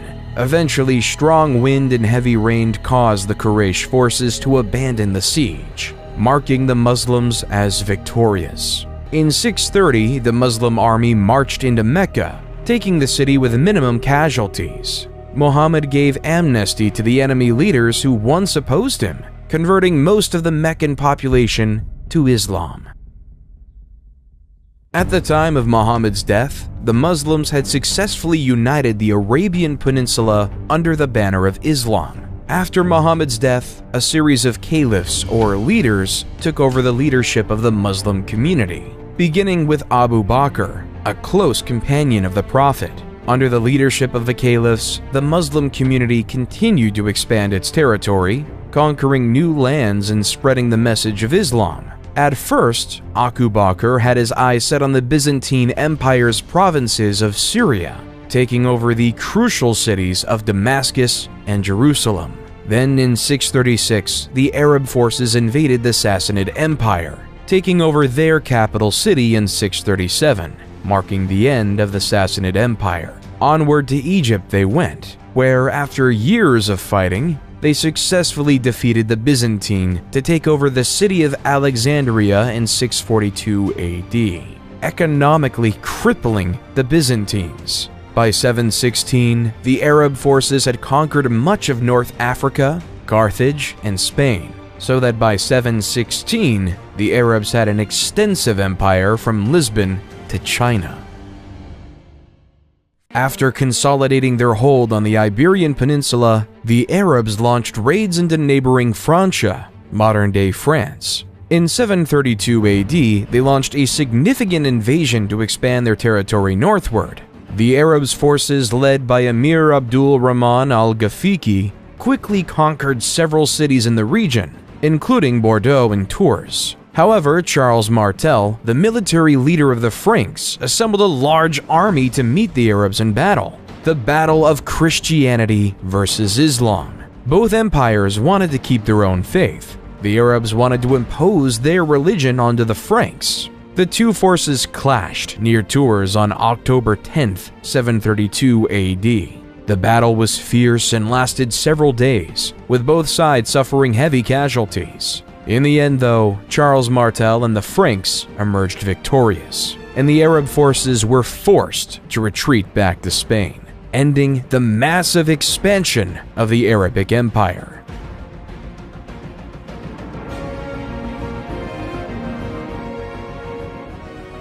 While in the West, the definition of God was war. In China, during the rule of the Tang, religions like Buddhism, Taoism, and Confucianism all coexisted peacefully. A citizen was able to believe what they wanted to believe, leaving for many temples and pagodas to be built across the empire. Also, during the Tang, the height of Chinese poetry was upon us. Poets like Li Po and Du Fu created poems that later became the foundations of Chinese literature. Li Po wrote a poignant poem called Zanzan on the Qingthing Mountain, translated by Sam Hamill.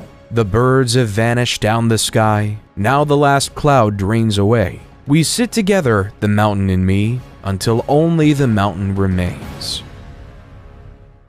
Charlemagne, also known as Charles the Great, became the king of the Franks in 768. Charlemagne was a skilled military leader who expanded the Frankish Empire through successful campaigns. He conquered much of Western Europe, including modern-day France, Germany, Italy, and Spain. Charlemagne was also a devout Christian and worked to spread Christianity throughout his empire.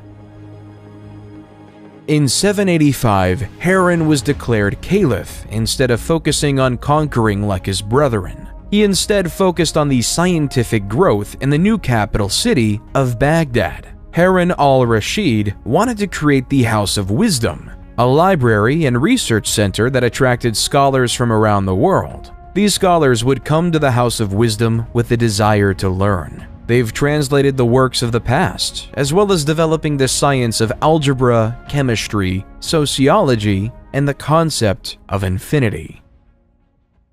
While the Vikings had a different idea of progress. The Vikings were a group of uncivilized pagans from modern-day Scandinavia who wanted to gain material wealth. So June 8, 793 AD marked the beginning of the Viking Age in Europe. Lindisfarne was a small, isolated island off the northeast coast of England that was home to a famous monastery and considered one of Europe's most important centers of learning. On the day of the raid, a group of Viking warriors, likely from Norway or Denmark, landed on the island and attacked the monastery. The Vikings pillaged the monastery, killing many monks and taking others as slaves. The raid was a brutal and unexpected attack on a place of great religious and cultural significance, and it sent shockwaves throughout Europe.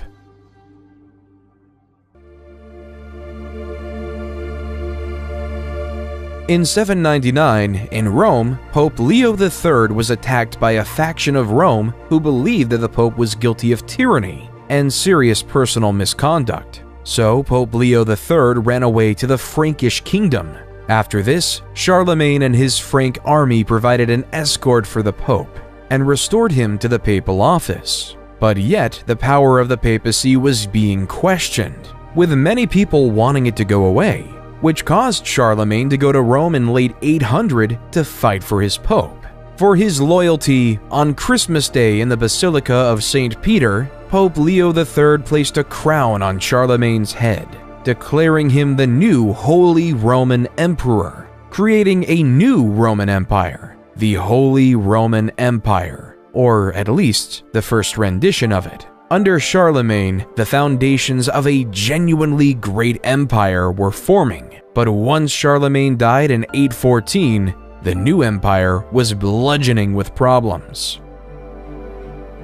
His son, Louis the Pious, 788 to 840, inherited an empire filled with problems. Many of his own citizens viewed him as a strong Catholic who was well-intentioned but was incredibly weak and unable to do anything. As the Vikings continued their raids along the Rhine River, attacking Holy Roman Empire cities such as Cologne, Trier, and Mainz, raiding various Catholic monasteries and destroying religious artifacts caused fear and hatred among his citizens. Why would anyone trust a leader if they can't stop barbaric pagans? So, various local leaders started to focus on defending their land rather than relying on the central government for defense, hence beginning the process of independently recreating the Chinese system of feudalism. At this time, people would willingly farm on lands, giving up their freedom to these local leaders to protect them from the Vikings, creating the basis of a new system of feudalism. While the Holy Roman Empire might have been fighting with the Vikings and the Byzantines were fighting with the Arabs, in 820, a group of Arab raiders landed on the island of Crete. Over the next several years, Arab forces gradually gained control of the island, overcoming the resistance of the Byzantine defenders. The conquest was completed in 827, and Crete became part of the Arab Empire. The conquest of Sicily and Sardinia followed a similar pattern. In 827, a large Arab fleet landed on Sicily, and Arab forces quickly gained control of much of the island. They then moved on to Sardinia, which fell to the Arab invaders in 828. In the Holy Roman Empire, once Louis the Pious died in 840 AD, so did the Charlemagne Empire. The infighting between family members grew, leading to the Holy Roman Empire being divided between three family members in the famous Treaty of Verdun. In the west, the formation of the West Frankish Kingdom was given to Charlemagne's grandson, Charles the Bald, in modern-day France. In the east, the East Frankish Kingdom was given to another grandson, Louis the German, which was obviously settled in modern-day Germany, while the Middle Kingdom was given to Charlemagne's eldest son, Lothair. However, being squeezed in between the West and East Frankish kingdoms gave the Middle Kingdom a short lifespan and was practically irrelevant. The Vikings weren't just a problem for mainland Europe, they were pillaging everything in mainland England. So in 871, the new King of Wessex, Alfred the Great, rose to power with one thing in mind: keeping everyone safe. Alfred built a network of fortifications known as burhs, designed to protect his people from Viking attacks. He also developed new military tactics and strategies and fostered alliances with other Anglo-Saxon kingdoms.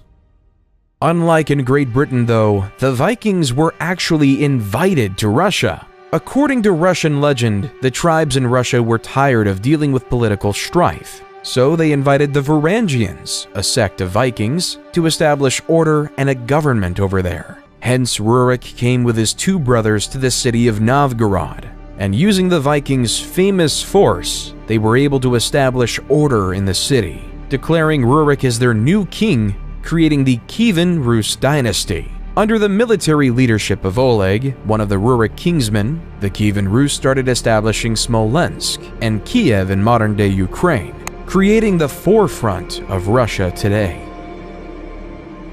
While back in England, expanding upon his grandfather Alfred the Great's alliance network, Athelstan was declared King of Essex. Athelstan was able to get all the Anglo-Saxon kingdoms to work together to fend off the Vikings of the British Isles. He was declared to be the first king of England due to his ability to navigate alliances and keep everyone safe, beginning one of the longest monarchies in human history.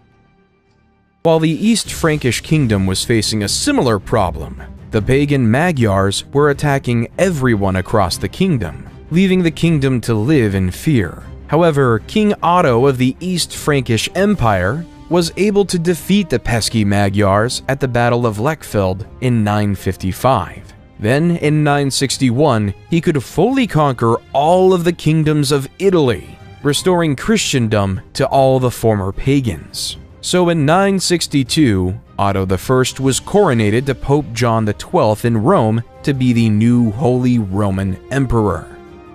In France, though, the West Frankish Kingdom was struggling, because in 987, King Louis V, a direct descendant of Charlemagne, died at age 20 without leaving an heir to take over their dynasty, leaving the French monarchy in peril. So, the French aristocracy had an election between Hugh Capet, a noble with extensive lands in the region of Isle-de-France, and Charles, Duke of Lower Lorraine. With the support of Adalbero, the Archbishop of Reims, Hugh Capet became the first king of France, starting the Capetian dynasty. However, at this time, the typical person in Europe was always living in fear. Every civilization was on the verge of conquering. They've all become land-hungry and were willing to fight for it. So across Europe at this time, every civilization started to entrench their society in the ideas of feudalism. leading to another social pyramid. At the bottom lay the serfs. Their job was to farm the land and ensure everyone was fed. Then came the knight, who provided protection for the people. Then came the nobles, who ruled over a specific territory, owning the land. Then came the kings, as previously mentioned, who gave lands to the nobles. But all the way at the top was the Pope, because the Pope could speak directly to God and had God-given ownership of all the lands. In the early 11th century, Leif Erikson was sent on a voyage to discover lands west of Greenland. If you look at a map, west of Greenland is the Americas. So Leif and his crew ventured to this new mystical land called Vinland, in modern-day Newfoundland, Canada. Leif and his crew spent the winter in Vinland, establishing a small settlement and trading with the local indigenous people. They also explored the surrounding area, which they found rich in natural resources, including timber, fish, and game. Leif and his crew returned to Greenland in the spring, where they were greeted as heroes for discovering new lands. Little did Leif know that he discovered a new continent for his European people. Though significantly less is known about the Americas, some historians believe that at the time, a similar type of expansion happened in the American continent, like in Europe.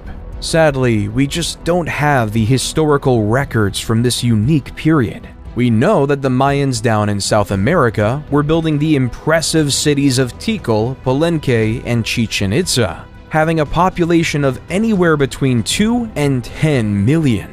We also know that there were various tribes across the north, including the Cherokee, the Navajo, and the Inuits. The Inuits are most likely to have interacted with Leif's fleet. While back in Europe, in the holy city of Jerusalem laid the very famous church, the Church of the Holy Sepulchre. According to Christian belief, this church was built on the day Jesus was crucified and resurrected. However, in 1009 AD, Arab Caliph al-Hakim ordered the destruction of this sacred holy site. All of the sacred sites were destroyed, leaving them completely annihilated. When the news reached Europe, Christians were horrified. Pope Sergius IV sent a circular letter to all churches, calling for a holy fight in the Middle East and the expulsion of Muslims from the Holy Land. But yet the Arabs of the Abbasid Caliphate would actually be expelled by another before Jerusalem. The Seljuk Turks, a Central Asian Turkic people of the Muslim faith, were beginning to grow their empire. In 1055, they took over the Abbasid Caliphate capital city of Baghdad. The Seljuk Turks initially respected the caliph, but the Seljuks took over the city over time. In 1076, they captured Medina, followed the next year by the capturing of Mecca, the holiest city in Islam.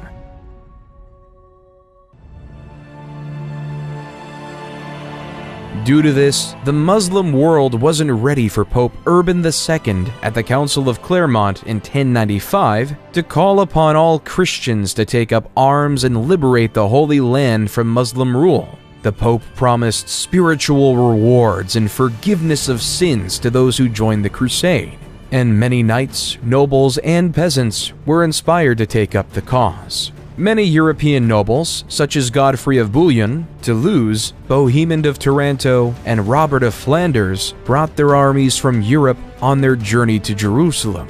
While the Christians were united, the Muslims were divided and unable to put up a strong defense against the Crusaders. Hence, the Christians took over the county of Edessa in 1098, and finally the holy city of Jerusalem in 1099.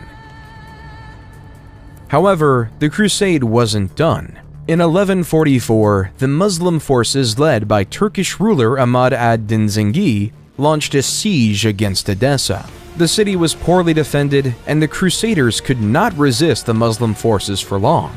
After a siege of several weeks, the city was breached, and the Muslim forces overran the city, killing or enslaving much of the population.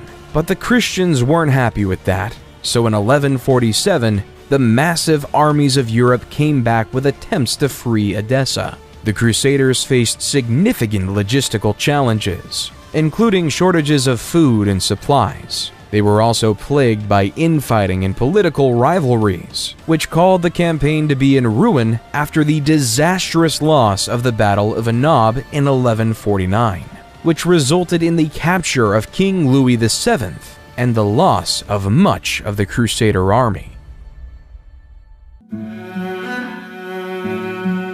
While the Christians and Muslims were fighting, the Hindus in the Khmer Empire, under King Suryavarman II, built a fantastic temple for the Hindu god Vishnu called the Angkor Wat. Vishnu is an important god in Hinduism, known as the preserver and protector of the universe. He has 10 incarnations, or avatars, and is often depicted as having blue skin and holding 4 objects. As you approach Angkor Wat, you are greeted by a massive moat and a grand entrance gate adorned with intricate carvings of mythological creatures and deities. The main temple rises like a towering mountain, with intricate carvings and reliefs that tell the stories of Hindu mythology and the history of the Khmer Empire. The temple's galleries are lined with stunning bas-reliefs depicting scenes of battles, ceremonies, and daily life in ancient Cambodia. At the heart of the complex is the Central Sanctuary, a massive pyramid-like structure surrounded by smaller temples and courtyards.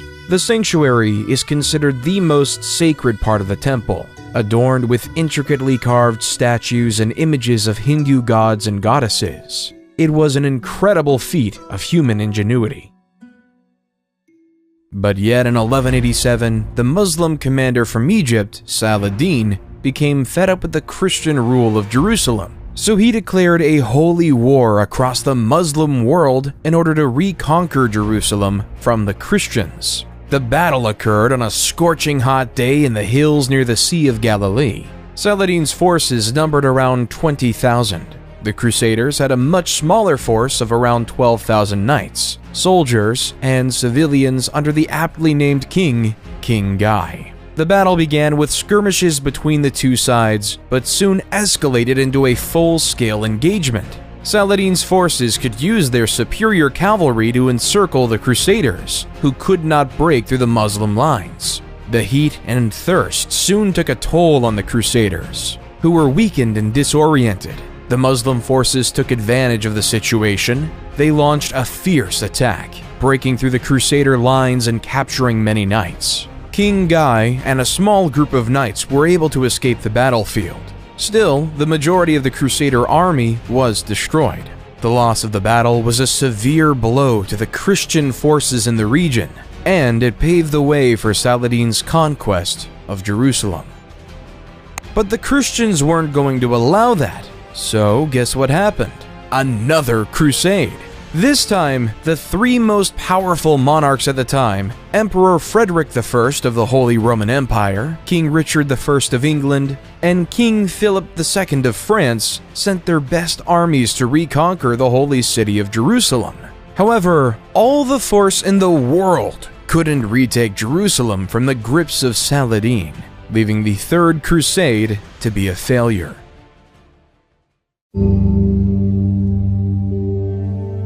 Genghis was born to a mother kidnapped by his father and forced into marriage. Legend holds that he came into this world clutching a blood clot in his right hand. Before he turned 10, his father was poisoned to death by an enemy clan. Genghis's clan then deserted him, his mother, and his 6 siblings to avoid having to feed them. However, he soon began to make friends with the other clans throughout the Mongolian mountainside. By 1206, he had united all the various tribes, uniting 1 million people. For the time, Genghis was quite progressive. He made it illegal to sell and kidnap women, banished the idea of enslavement of any Mongol, and even allowed freedom of religion. When it came to war, though, Genghis was as barbaric as the next one. His first campaign was against the Shisha kingdom in 1209. His army of mostly cavalrymen on horses quickly outnumbered and destroyed the kingdom. His next target was the Jin dynasty in China. From 1211 to 1214, the outnumbered Mongols ravaged the countryside, causing food shortages, resulting in the Jin army killing tens of thousands of their own peasants just so their elites could live.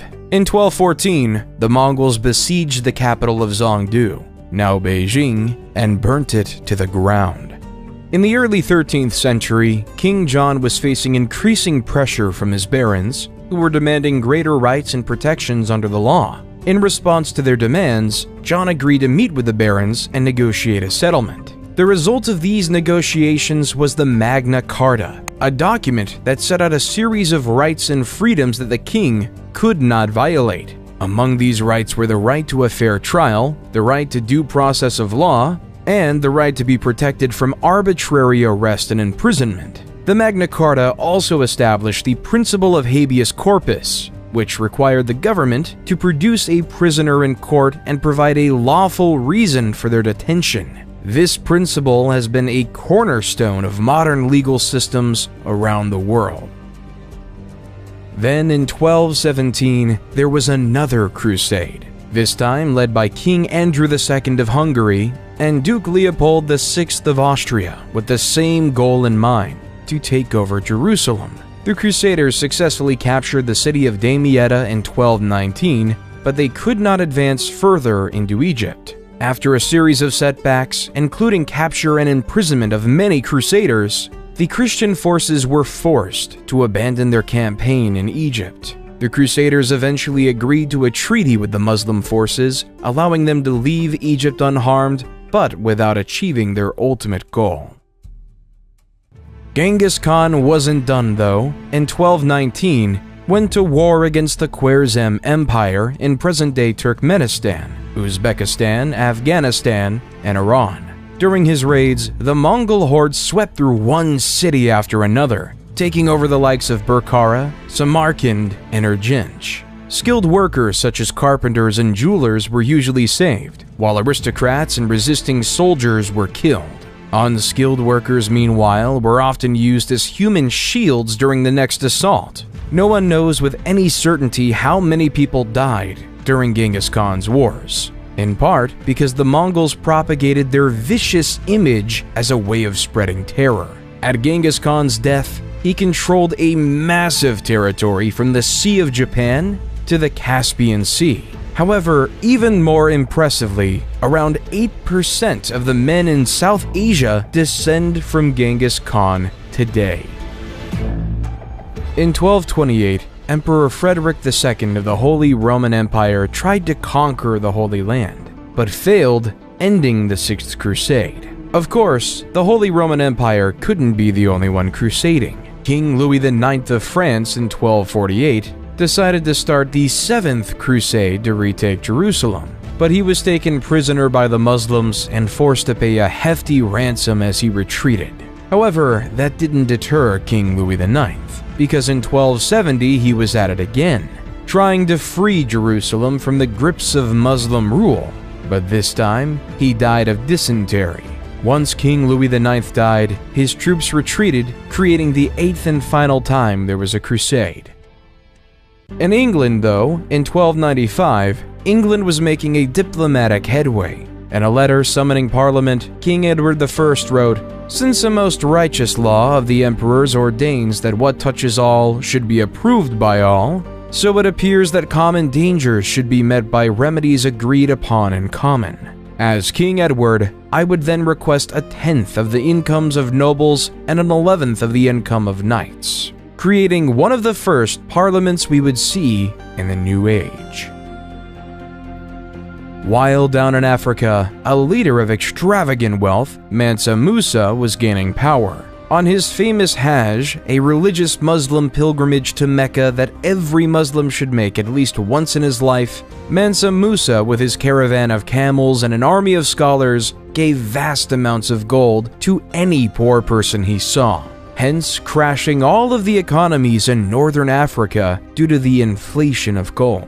When Mansa Musa returned to Mali, he made it his life purpose to make Timbuktu the Muslim capital of knowledge. So Mansa Musa invested heavily in building the University of Sankore. Various Islamic faith scholars quickly made their way to Sankore to study Islamic theology, law, and literature with over 1 million manuscripts. Mansa Musa was also a very religious man with a policy that he commissioned a new mosque every Friday. However, sadly though, only the Djingarabur Mosque in Timbuktu stood the test of time.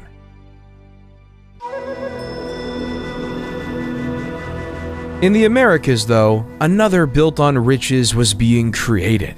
As Aztec legend has it, the god Huitzilopochtli directed them to build where they saw an eagle perched on a cactus, eating a snake. When they saw this exact scene on an island located in what was once Lake Texcoco, they interpreted it as a sign from their god, and founded Tenochtitlan on that island.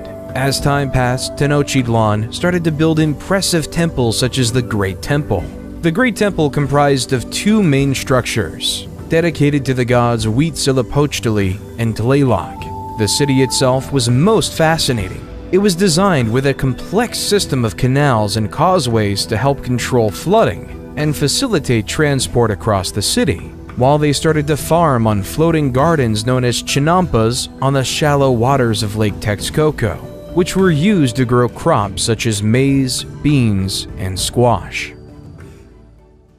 As Mali and the Aztecs were building their cities, England and France were in war for 100 years. The origins of the conflict lay with the status of the Duchy of Guyenne. In basic capitalistic terms, this was owned by the British Crown. However, the land itself was in France. The second reason was that the last direct descendant of Charlemagne, King Charles IV, died in 1328. So the next closest relative was Edward III, the King of England. So King Edward III claimed the rule of France in 1337, which was not liked by the French people. As the petty, erratic 100 Years' War raged on, the people of the world had to face a pandemic like no other, the bubonic plague. As the Italian poet Giovanni Boccaccio wrote, at the beginning of the malady, certain swellings either on the groin or under the armpits waxed to the bigness of a common apple, others to the size of an egg, some more and some less, and these the vulgar named plague boils. Historians believe this pandemic was spread by rats traveling through ships across Europe and merchants throughout the Silk Road. No matter how this plague was produced, around 75 to 200 million people died. With the death of so many people, especially the poor, landowners and nobles were required to allow farmers to keep more of the product they farmed, leading to more workers' rights. In China, though, a group of rebels known as the Red Turbans revolted against the Mongol rulers of China. The Red Turbans were led by a man named Zhu Yanzhong. Born into a poor peasant family, Zhu built a strong following among the rebel forces and eventually emerged as their leader. In 1368, Zhu declared himself emperor and established the Ming Dynasty, marking the beginning of a new era in Chinese history.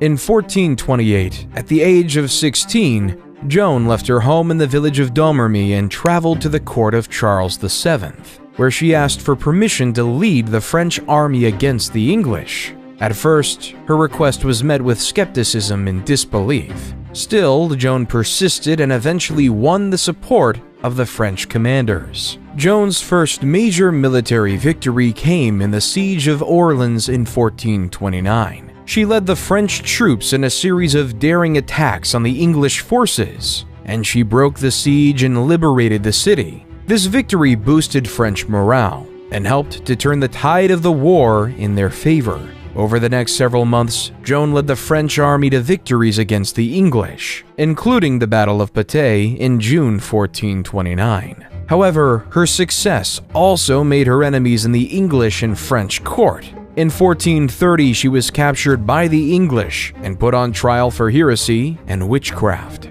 Joan was subjected to a grueling trial. She was accused of various crimes, including dressing in men's clothing, practicing sorcery, and hearing voices. Despite the odds against her, Joan remained steadfast in her faith and her belief that she was carrying out God's will. In the end, Joan was found guilty and sentenced to death by burning at stake. She was executed on May 30th, 1431 at 19. Then, 20 years later, in the Battle of Castilian, Charles VII of France led a French army which defeated the English army, effectively ending English territorial claims in France.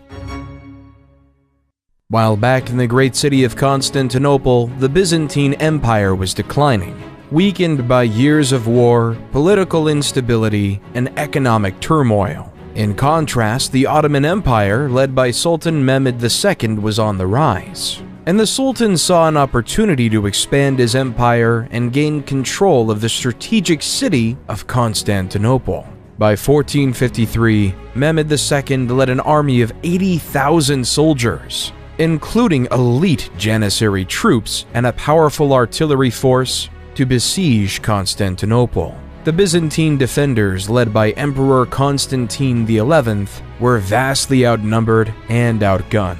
They faced a seemingly impossible task to hold off the Ottoman assault. The Ottomans bombarded the city with artillery for nearly 2 months, causing extensive damage to the walls and fortifications. The Byzantine defenders, meanwhile, struggled to maintain morale and keep their troops fed and supplied. Then, on the fateful day, May 29, 1453, the Ottomans launched a massive assault on the city. Climbing up, covered by siege towers, they were able to breach the walls and gain access to the city. Despite putting up a valiant defense, the Byzantine defenders were overwhelmed, and the Ottomans were able to storm the city and capture the capital, causing the Great Byzantine Empire to fall. In 1453, all paths no longer led to Rome, and all traces back to the empire of Caesar were erased. It was replaced by the beginning of utter Ottoman domination in the region, ushering in a new era of Turkish power and influence in the Mediterranean. While the Byzantines might have been falling, the Russians were finally gaining their independence. At the time, the Mongol Empire was ruling over Russia, demanding that various Russian towns pay tribute or face the wrath of the Mongols. However, in 1472, Ivan the Great refused to pay such tribute. Over the next several years, he built up his military strength and was able to drive out the Mongol garrisons from various cities and towns throughout Russia. In 1480, the Mongols demanded that Ivan pay tribute or face military action, but after a tense standoff, they finally retreated. Ivan's victory was the beginning of a free Russia and the decline of the Mongolian Empire. Then in 1492, as Christopher Columbus sailed the ocean blue, the Europeans discovered the New World. Set initially on finding a path to India, instead he landed on an island in the Bahamas, which he aptly named San Salvador. When he and his crew set up camp, he met the Lucayans, skilled fishermen and farmers, who welcomed him and his crew and provided them with food and supplies.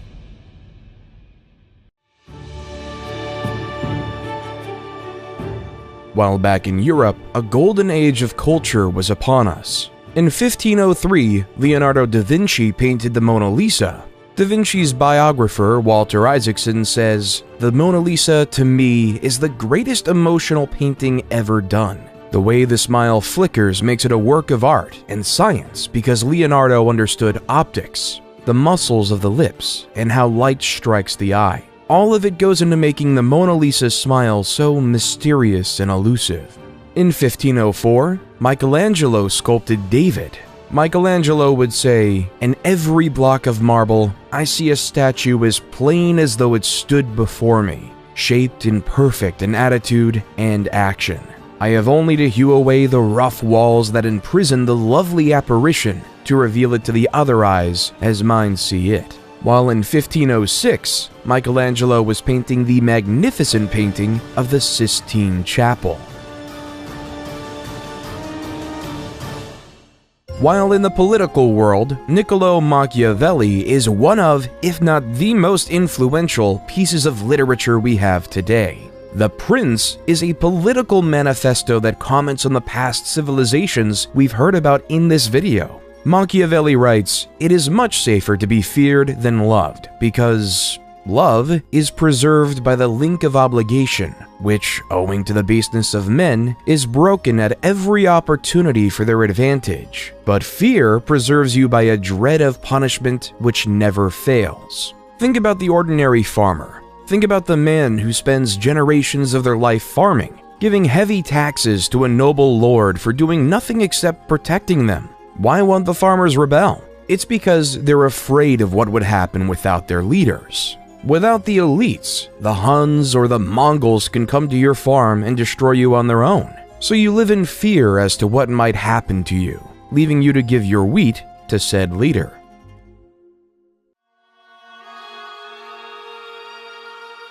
Martin Luther, though, didn't just report on the basics of human nature. Martin wanted to make a difference and was sick of the Catholic Church. At the time, the Catholic Church was selling indulgences, which were certificates that people could purchase to reduce the amount of time they would spend in purgatory after they died.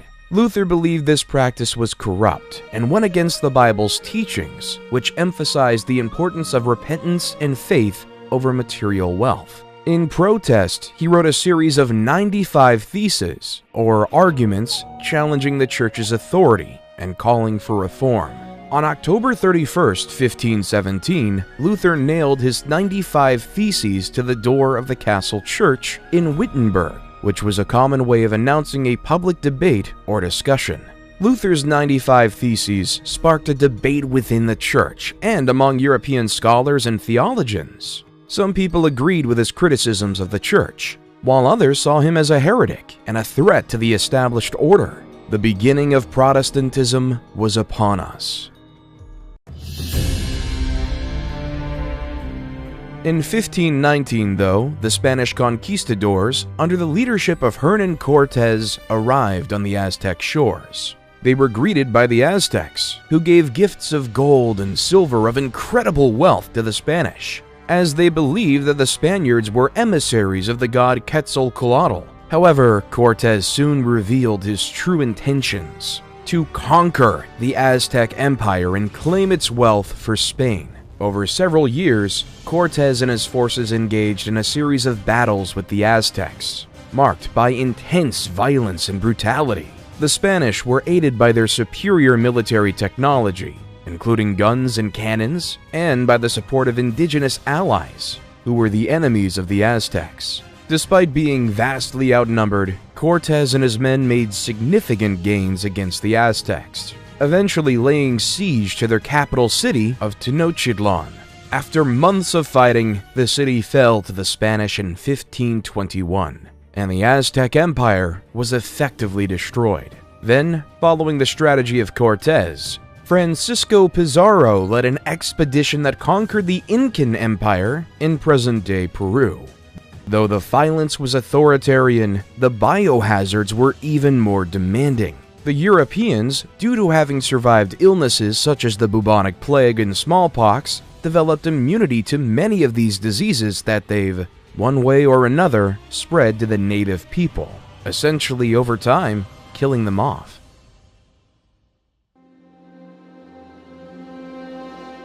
Under Suleiman the Magnificent's leadership, the Ottoman Empire became one of the most powerful and influential empires in world history. Suleiman was a brilliant strategist and military leader, and his reign was marked by significant conquests and political achievements. Like many other leaders, he set out to conquer the world. By the end of his reign, Suleiman the Magnificent presided over a vast empire that stretched from southeastern Europe to the deserts of Arabia and from the shores of the Mediterranean to the plains of Persia. His conquests included the capture of Belgrade and Budapest in Europe, Jerusalem and Mecca in the Middle East, and Tabriz and Baghdad in Persia. The Ottomans also became the dominant naval power in the Mediterranean, with control over North African cities such as Algiers and Tunis, creating the dominant Ottoman civilization.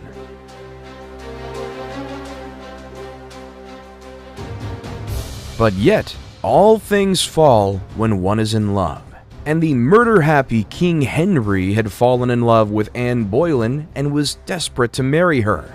However, Catherine of Aragon was still alive, and the Catholic Church did not recognize divorce. Henry's solution was to break away from the Catholic Church and established the Church of England, with himself as the head. In 1534, Henry passed the Act of Supremacy, which declared that the king, not the Pope, was the supreme head of the Church of England, leaving the Catholic Church to be angry and excommunicate Henry VII, leaving a schism between the Church of England and the Catholic Church even today.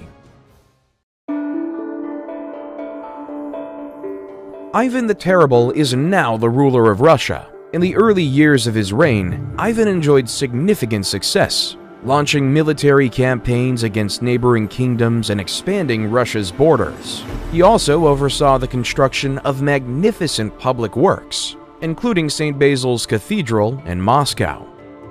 However, as Ivan grew older, he became increasingly paranoid and erratic. He launched a series of brutal purges and executions, targeting anyone he perceived as threatening his power. He also had a volatile temper, lashing out at advisors and nobles who dared to question his decisions. In 1560, Ivan suffered a devastating personal loss when his beloved wife Anastasia died. This event seems to have triggered a significant psychological breakdown, and Ivan became increasingly unstable and violent. He launched a series of bloody campaigns against his own people, including the notorious Oprichnina, a campaign of terror and repression that killed thousands of Russians and destroyed countless homes and families, truly deserving of the name Terrible. While Russia was going through that, England was on the rise with the start of the English Renaissance under the leadership of Queen Elizabeth I. Elizabethan playwrights dominated the scene, creating written words that were poetic in language and poignant in meaning. They've even written plays about people we've already talked about. William Shakespeare wrote many plays, including Histories, Julius Caesar, which was about the assassination of Julius Caesar, King John, which was about the 100 Years' War, and Henry VII was a play about showing human needs to gain power. Other notable playwrights who filled the scene were Christopher Marlowe, Ben Jonson, and John Webster. While on the other side of the world, the English colony of Jamestown was forming in Virginia, under the Virginia Trading Company. Slightly up north, Samuel de Champlain was establishing the French colony of Quebec in Canada. While back in the Old World, they were having a new era of fighting, the 30 Years' War. This time, it was between the Protestants and the Catholics. It began in 1618 when the Holy Roman Emperor attempted to impose Catholicism on the Protestant population of Bohemia. The Bohemians rebelled, and soon the conflict spread throughout the region. Over the next 30 years, armies marched and counter-marched across Europe, leaving a trail of destruction and devastation. The war was characterized by brutal sieges, bloody battles, and atrocities committed by both sides. At its height, the war involved most of the major powers of Europe, including France, Spain, Sweden, and the Holy Roman Empire. It was fought along religious, political, and economic lines, with each side vying for dominance and control. The war finally ended in 1648 with the signing of the Peace of Westphalia. The treaty recognized the Dutch Republic's independence, established the individual state's sovereignty within the Holy Roman Empire, and ended the religious conflicts that fueled the war.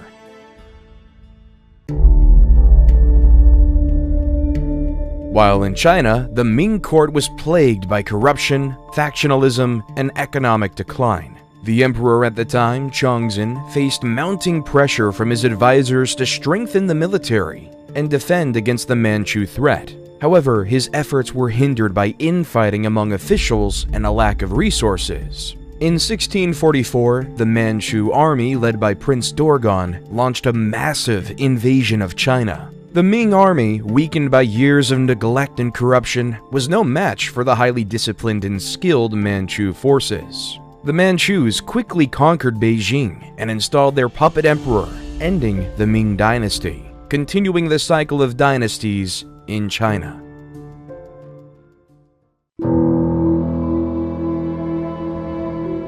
While in Spain, King Charles II died without having any heirs, creating a real political crisis of who should be the leader. King Louis XIV of France supported his grandson, Philip, as the rightful heir to the Spanish throne, hoping to secure French influence over Spain and its territories. On the other hand, Emperor Leopold I of Austria supported the candidacy of Archduke Charles, a member of the Habsburg dynasty, who was seen as a potential ally against French expansionism. The conflict soon escalated into a major war, with many European powers taking sides and forming alliances. The principal belligerents were France and Spain against a coalition of Austria, Great Britain, the Dutch Republic, Portugal, and several other minor powers. The war ended with the Treaty of Utrecht in 1713, which recognized Philip as King of Spain, but required him to renounce any claims to the French throne and cede some territories to Great Britain and Austria. The Treaty of Rastatt, signed the following year, officially ended the war. In 1707, the Acts of the Union were passed by the Parliaments of England and Scotland, which united the two kingdoms into a single political entity known as Great Britain, hence creating the legal foothold that is Great Britain. However, Scotland took a disliking to this. There were protests and uprisings in the years following the Union, including the Jacobite risings of 1715 and 1745, which aimed to restore the Scottish monarchy and independence.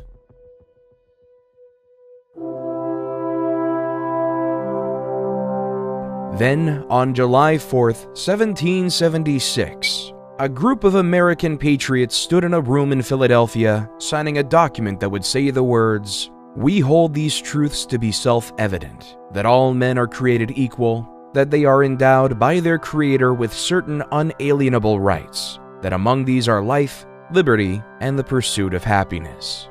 War in the Americas was on. But back in Europe, the tone was quite different. Adam Smith published the famous book, The Wealth of Nations, the foundations of laissez-faire economics, which essentially says the market would balance itself out over time. In Austria, Mozart was performing his magnum opus, the Hafner Serenade. Mozart's Hafner Serenade is a charming and elegant work featuring courtly dance music and light, lyrical melodies. Its graceful melodies, subtle harmonies, and elegant instrumental writing characterize it. As the war continued, King George III sent his armies of the masses over to America. Though the colonists had little military training, their knowledge of the terrain and guerrilla tactics made them nearly invisible. At the same time, the Red Army coats were easy to see for the Americans. In the summer of 1781, George Washington and French General Rochambeau marched their forces south to Virginia, where they laid siege to Cornwallis and his army at Yorktown. The British were trapped and could not escape by land or sea. The siege dragged on for weeks. The American and French forces bombarded the British with artillery. They dug trenches to inch their way closer to the British defenses. The French Navy defeated the British Navy in a crucial naval battle off the coast of Virginia, cutting off Cornwallis's only escape route by sea. On October 14, 1781, the American and French forces launched a massive assault on the British defenses. The British fought valiantly, but were vastly outnumbered and outgunned, and they soon began to falter. On October 19th, Cornwallis surrendered his army to Washington, effectively ending the war. The victory at Yorktown was a decisive moment in the war, and it marked the end of British rule in America and the beginning of a new experiment. With America finally being free from the totally tyrannical grips of Britain, they had one issue. How were they going to lead? Were they going to make General George Washington their monarch? Therefore, democracy was chosen. However, Plato made a good point many years ago, that the common man was incapable and not wise enough to pick a better leader to lead them to success. So the American-founded Constitutional Convention came up with this idea of the Electoral College, where the common man would vote for a particular person who would then have a say in who could be president. So instead of the president being directly voted on by the people, they would vote on elites, who would then vote for the president directly.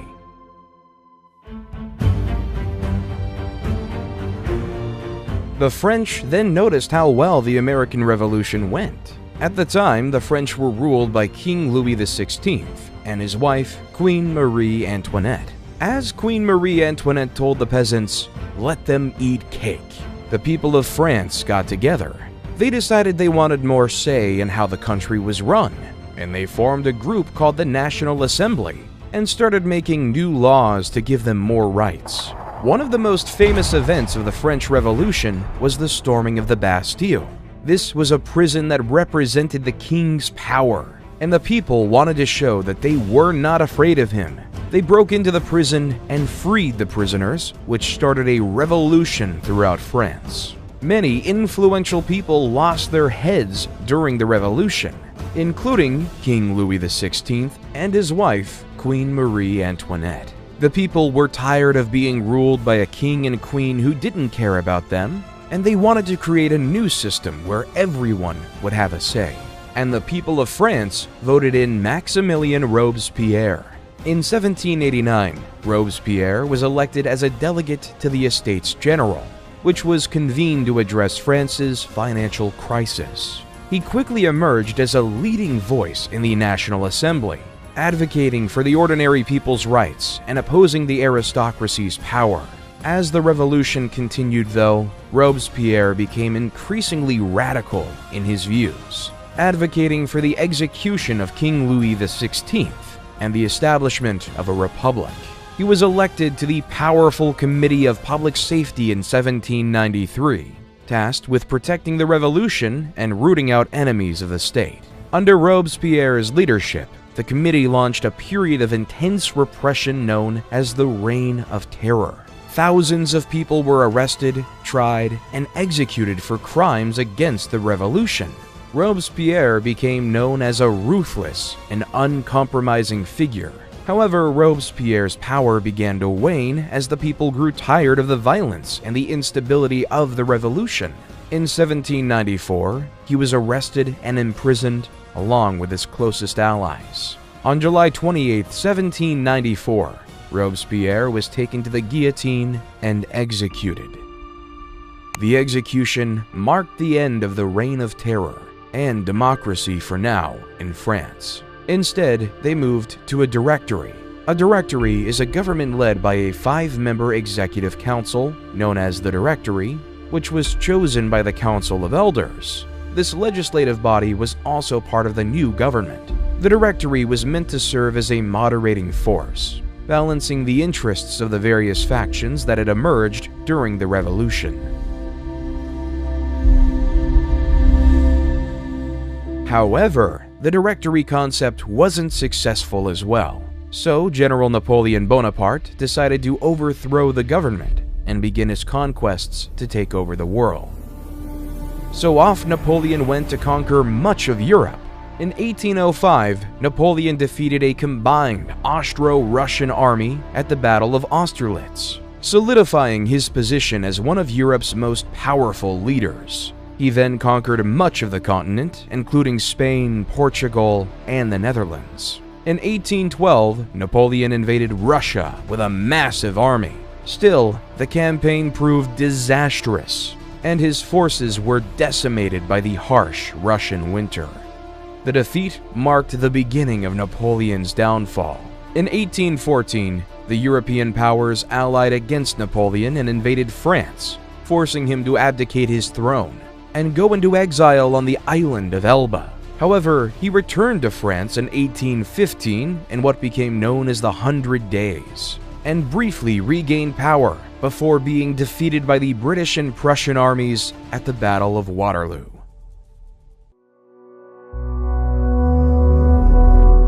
While back in the Americas, Simón Bolívar was on his military campaigns to free Latin American countries from the grasp of the Spanish colonial rule.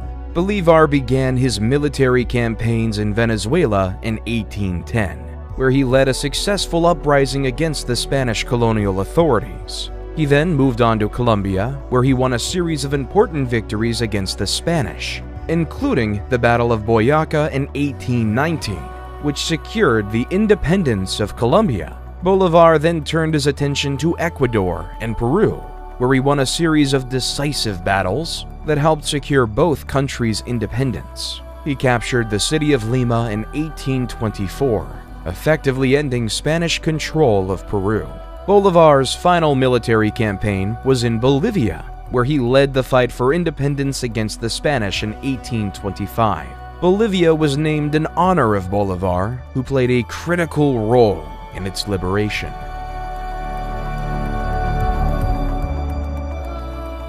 In 1848, two men had an idea that would spark debate worldwide. Karl Marx and Friedrich Engels wrote the book called The Communist Manifesto, which is a book about the idea of communism, where instead of a capitalistic system, where the nobles or bourgeois own everything and the workers and proletariats work for slave wages, instead, what if the proletariats owned the means of production and all worked together? As Marx and Engels would write, let the ruling classes tremble at a communistic revolution. The proletarians would have nothing to lose but their chains, and they have, and they'd to win. They would also write, the need for a constantly expanding market for its products chases the bourgeoisie over the whole surface of the globe. It must nestle everywhere, settle everywhere, establish connections everywhere.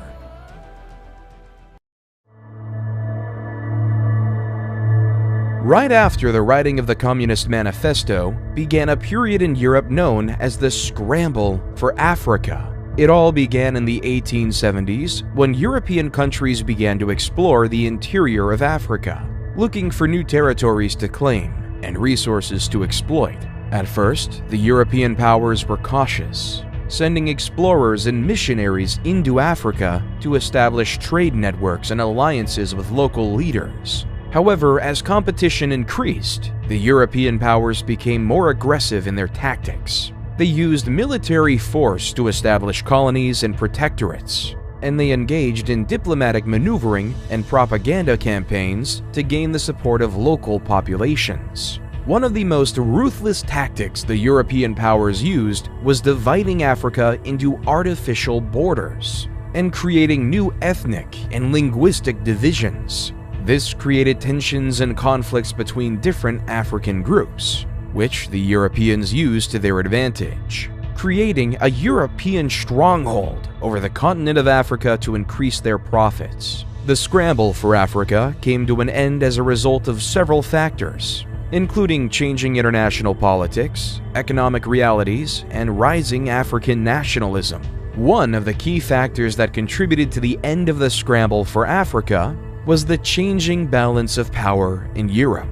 By the early 20th century, European powers were increasingly focused on competition with each other, particularly in Europe itself, and were less interested in acquiring new colonies in Africa. This was due in part to the growing tensions between European powers that would eventually lead to the outbreak of World War I in 1914. Because on June 28, 1914, a shot was heard around the world with the assassination of Archduke Franz Ferdinand.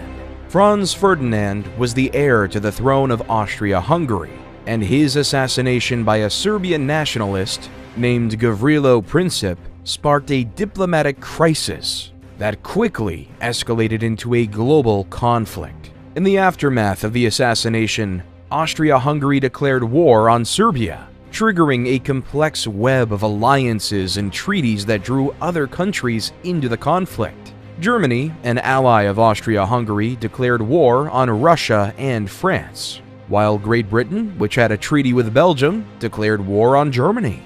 Within weeks, most of Europe was embroiled in a brutal and devastating conflict. In November 1918, after 4 years of brutal fighting, the Allied powers and the Central Powers agreed to an armistice. effectively bringing an end to the war and the demise of the Ottoman Empire. On November 11th, the armistice went into effect, and the guns fell silent across Europe.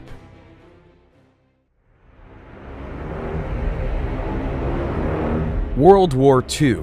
The peace was short-lived because a man named Adolf Hitler invaded Poland.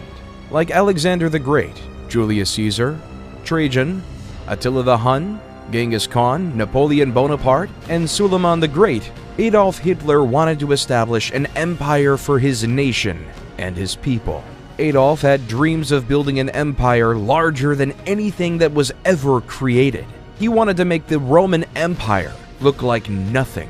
However, for the sake of the world, and especially those Hitler viewed as undesirable vermin, in April 1945, Soviet forces began a massive assault on Berlin. After weeks of intense fighting, the city fell on May 2nd, and German forces surrendered. Meanwhile, Allied forces were closing in from the west, and on May 7th, Germany signed an unconditional surrender, officially ending the war in Europe. A few months later, after the bombings of Nagasaki and Hiroshima, Japan surrendered as well, leaving the war to be over.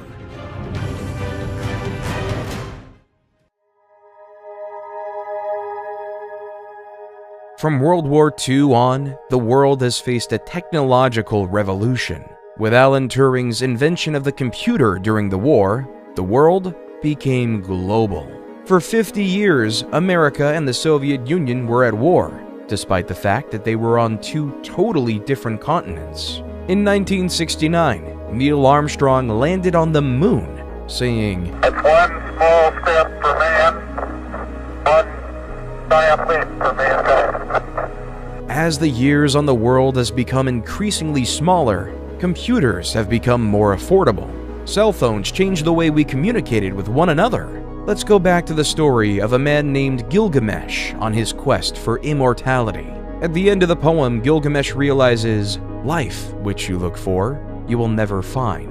For when gods created man, they let death be his share, and life withheld in their own hands. The history of human civilizations is an incomplete book, constantly being updated. Some things will never change. However, humans will always die.